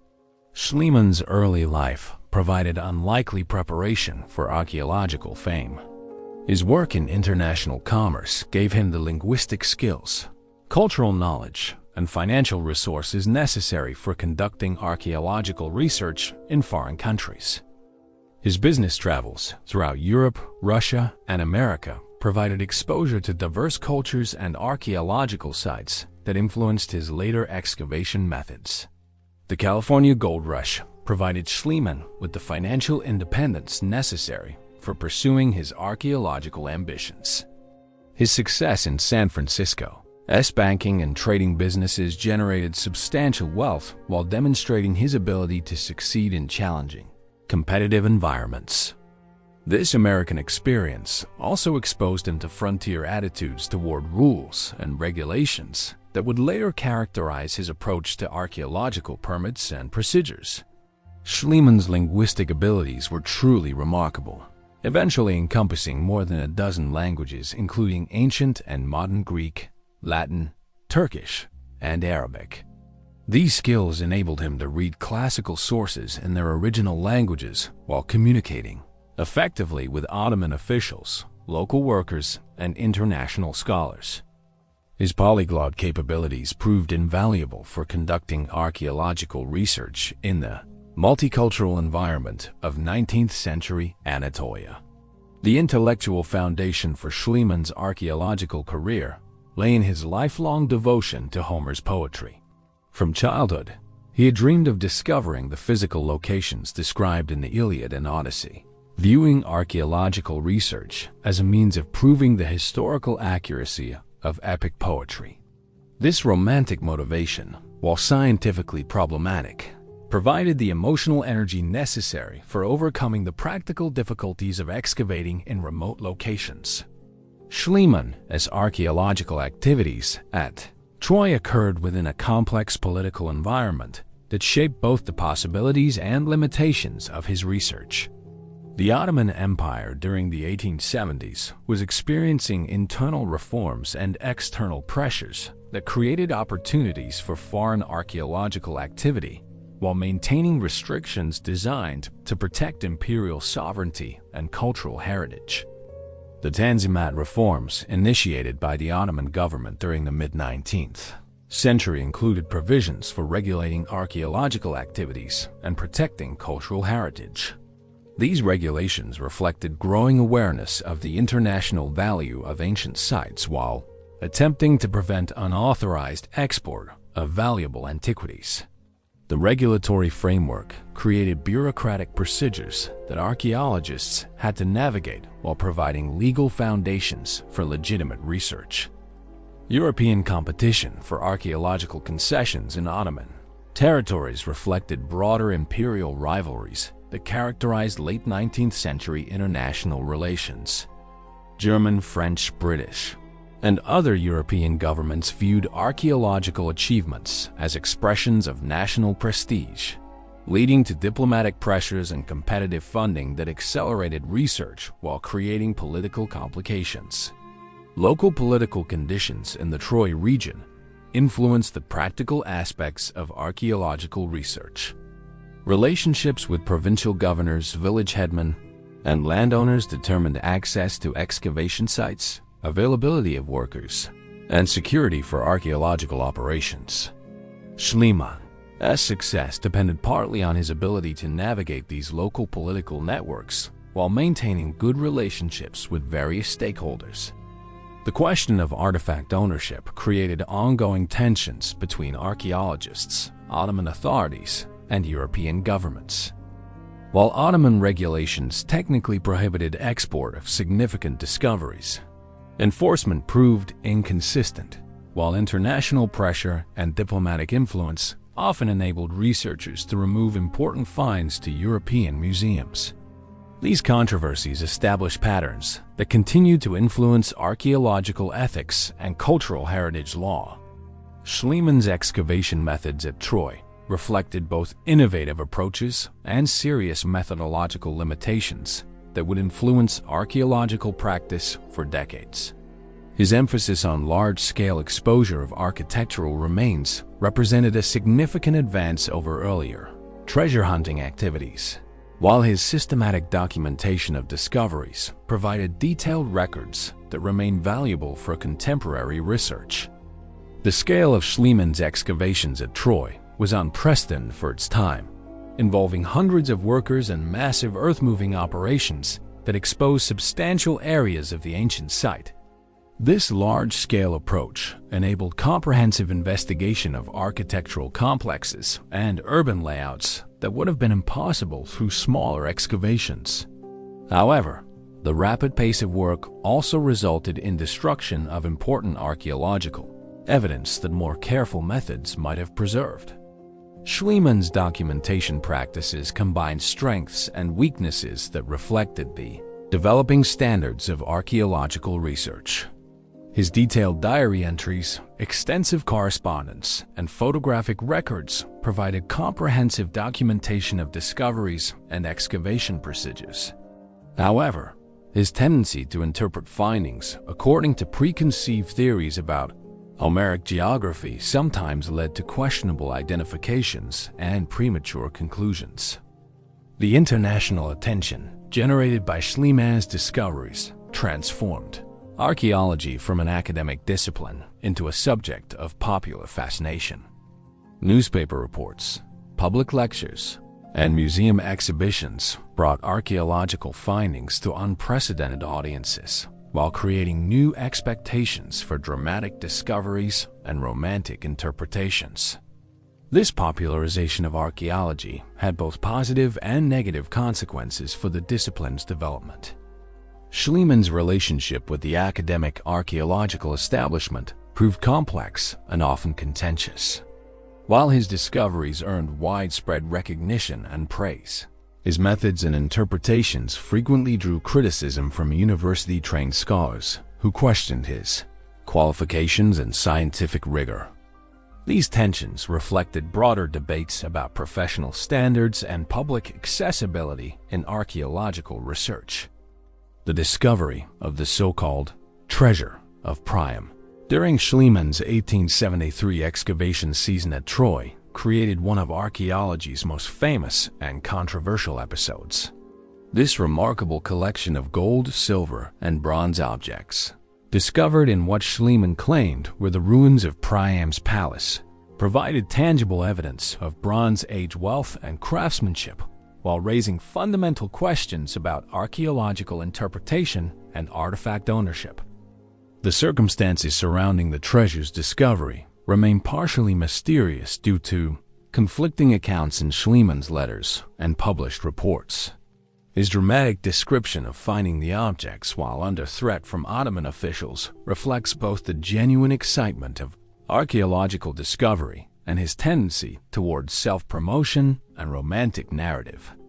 The inconsistencies in his various accounts have led some scholars to question whether the treasure was actually found as a single hoard or assembled from separate discoveries. The artistic and technological sophistication of the treasure objects provided unprecedented insights into Bronze Age craftsmanship and cultural sophistication.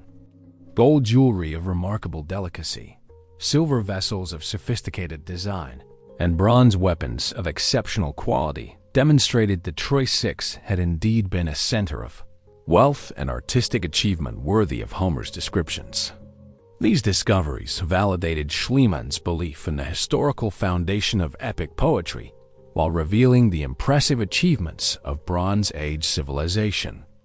The international reaction to the treasure's discovery reflected both scientific excitement and political controversy. European newspapers reported the discoveries with sensational headlines that captured public imagination, while museums competed to acquire portions of the collection for their own displays. However, Ottoman authorities protested the unauthorized export of these national treasures, creating diplomatic tensions that highlighted the ethical complexities of 19th-century archaeological practice. The legal and ethical issues raised by the treasure's removal from Troy established precedents that continue to influence archaeological practice and cultural heritage law.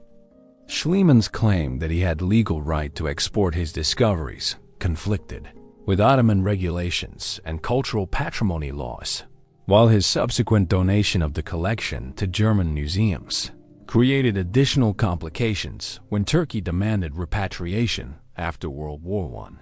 The impact of Schliemann's work at Troy extended far beyond the specific archaeological discoveries to transform public understanding of the relationship between literature and history.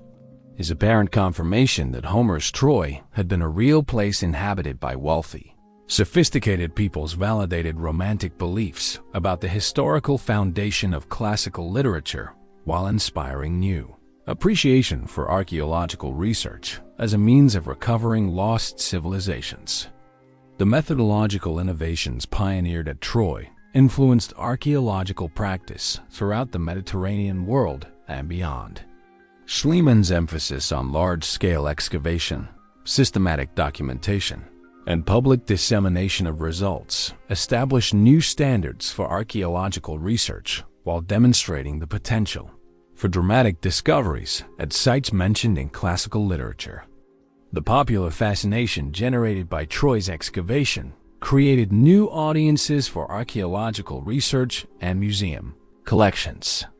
Public interest in ancient civilizations, stimulated by newspaper reports and museum exhibitions of Trojan discoveries, provided political and financial support for archaeological institutions, while creating demand for popular books and lectures about ancient history. The scientific questions raised by Schliemann's discoveries at Troy continue to influence archaeological research and interpretation. The relationship between archaeological evidence and literary sources, the identification of specific historical events with archaeological layers, and the use of classical texts as guides for archaeological investigation remain active areas of scholarly debate and methodological development. The preservation challenges created by Schliemann's excavations at Troy established the foundation for modern archaeological conservation and site management. The need to protect exposed architectural remains from weathering and human damage, while providing public access to significant discoveries, required development of new approaches to archaeological site preservation that influence contemporary practice worldwide. As Schliemann's work at Troy drew to a close in the 1870s and 1880s, the site had been transformed from an obscure agricultural area into one of the world's most famous archaeological locations. The discoveries had confirmed the essential accuracy of ancient geographical knowledge about Troy's location while providing tangible evidence for the wealth and sophistication that had made Bronze Age Troy worthy of Homer's epic treatment. Yet many questions remained unanswered, ensuring that Troy would continue to attract archaeological attention and scholarly debate for generations to come. The stage was set for the next phase of Troy's archaeological investigation, as successive generations of scholars would build upon Schliemann's discoveries while developing more sophisticated methods for understanding the complex relationships between archaeological evidence, historical documentation, and literary tradition. The lost city had been found, but its secrets were far from fully revealed.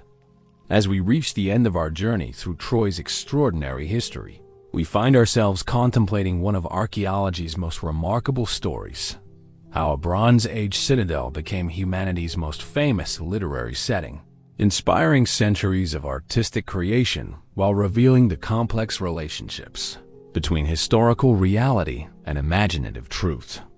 The physical Troy that Heinrich Schliemann began excavating in 1870 proved to be not one city, but 9 distinct settlements, each built upon the ruins of its predecessors over nearly 3 millennia. From the modest Bronze Age fortress of Troy I to the Roman tourist destination that attracted emperors and poets, each layer tells part of a story about human persistence, adaptation, and the enduring power of strategic location.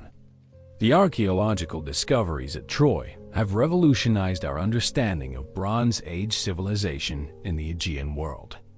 The massive fortifications of Troy VIIa, the evidence of destruction and warfare in Troy VIIa, and the sophisticated trade networks connecting Troy to civilizations across 3 continents demonstrate that Homer's epic poetry was rooted in historical realities far more complex and impressive than anyone had previously imagined.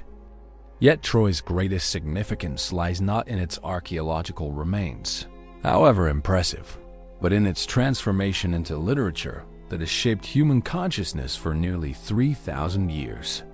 The Iliad and Odyssey, drawing on Bronze Age memories of conflict and heroism, created archetypal characters and situations that continue to resonate with contemporary audiences.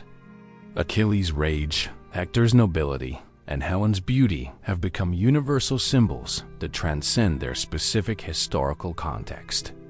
The relationship between archaeological Troy and literary Troy reveals the complex processes through which historical events become cultural memory. Real Bronze Age conflicts, real destruction, and real human drama provided the foundation upon which later poets built immortal tales of gods and heroes. The archaeological evidence confirms that Homer's Troy was based on genuine historical traditions, even as the poetry transforms those traditions into timeless art. Troy's story also illustrates the remarkable human capacity for cultural continuity across political and religious transformations. Despite successive conquests by Greeks, Romans, Byzantines, and Ottomans, the site maintained its legendary associations and cultural significance. Each civilization reinterpreted Troy's heritage according to its own values and priorities, but none completely abandoned the traditions that made the site famous.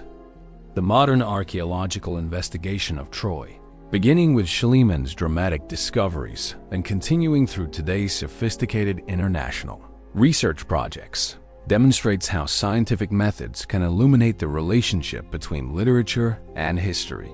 Contemporary archaeologists use advanced techniques to reconstruct Bronze Age life at Troy while exploring how epic poetry preserves and transforms historical memory. The preservation challenges facing Troy today reflect broader issues in cultural heritage management and archaeological conservation. As one of the world's most famous archaeological sites, Troy must balance the demands of tourism, research, and preservation while maintaining the integrity of its ancient remains. The site's designation as a UNESCO World Heritage location recognizes its global significance while creating international responsibilities for its protection. Educational programs at Troy help visitors understand the complex relationships between archaeological evidence and literary tradition. Rather than seeking simple confirmations of Homer's accounts, contemporary interpretation emphasizes the sophisticated processes through which historical events become cultural memory and epic poetry, preserves while transforming Bronze Age traditions. The continuing excavations at Troy reveal new aspects of the site's history while raising new questions about Bronze Age civilization, epic poetry, and the transmission of cultural memory. Each archaeological season adds details to our understanding while demonstrating that Troy's story remains far from completely told. Troy's influence on world literature extends far beyond Homer's original epics. Writers from Virgil to Shakespeare to contemporary novelists have drawn inspiration from Trojan War themes, while artists in every medium have found creative possibilities in Troy's dramatic stories. The site has become a laboratory for exploring fundamental questions about war, heroism, love, and the human condition. The technological innovations developed for archaeological research at Troy have influenced field methodology throughout the discipline. Ground-penetrating radar, satellite imaging, and computer modeling techniques pioneered at Troy now provide standard tools for archaeological investigation worldwide, while Troy's complex stratigraphy has helped develop new approaches to understanding multi-period sites. International cooperation in Troy's investigation demonstrates archaeology's potential for transcending political boundaries and creating shared cultural understanding. Scholars from dozens of countries collaborate in Troy's ongoing excavation and study, while the site serves as a training ground for new generations of archaeologists from around the world. The tourism industry that has developed around Troy illustrates both the benefits and challenges of archaeological heritage as economic resource. Millions of annual visitors generate substantial revenue for local communities while creating pressures that require careful management to prevent damage to irreplaceable archaeological remains. Troy's story reminds us that the places we consider most significant often derive their importance not from any single period of greatness, but from their ability to accumulate meaning across successive generations. The hill that became Troy has been continuously significant for over 4,000 years, not because any single civilization made it permanently important, but because each generation found new reasons to value its heritage. As archaeological research continues and new discoveries emerge, Troy remains a site where the boundaries between history and legend continue to blur in fascinating ways. Each new finding adds complexity to our understanding while raising fresh questions about the relationships between Bronze Age realities and epic imagination. The enduring fascination with Troy reflects fundamental human needs to understand our origins, to find meaning in conflict and suffering, and to connect with traditions that transcend our individual lifespans. In an age of rapid change and technological transformation, Troy provides continuity with cultural traditions that have shaped human consciousness for millennia. Perhaps most remarkably, Troy demonstrates that certain places possess the power to inspire human imagination across vast spans of time and dramatic cultural transformations. The Bronze Age citadel that controlled trade routes between continents became the setting for humanity's greatest war stories, which in turn inspired countless artistic creations that continue to move and inspire audiences today.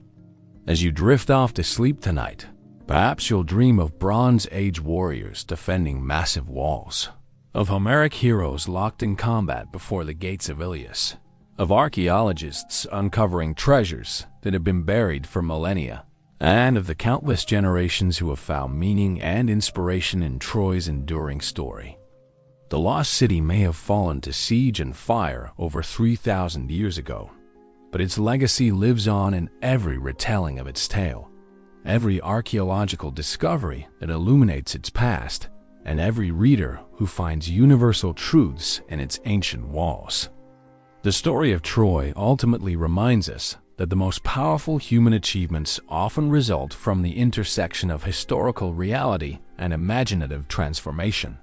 Real events become legends, legends inspire great art, and great art helps us understand both our past and ourselves.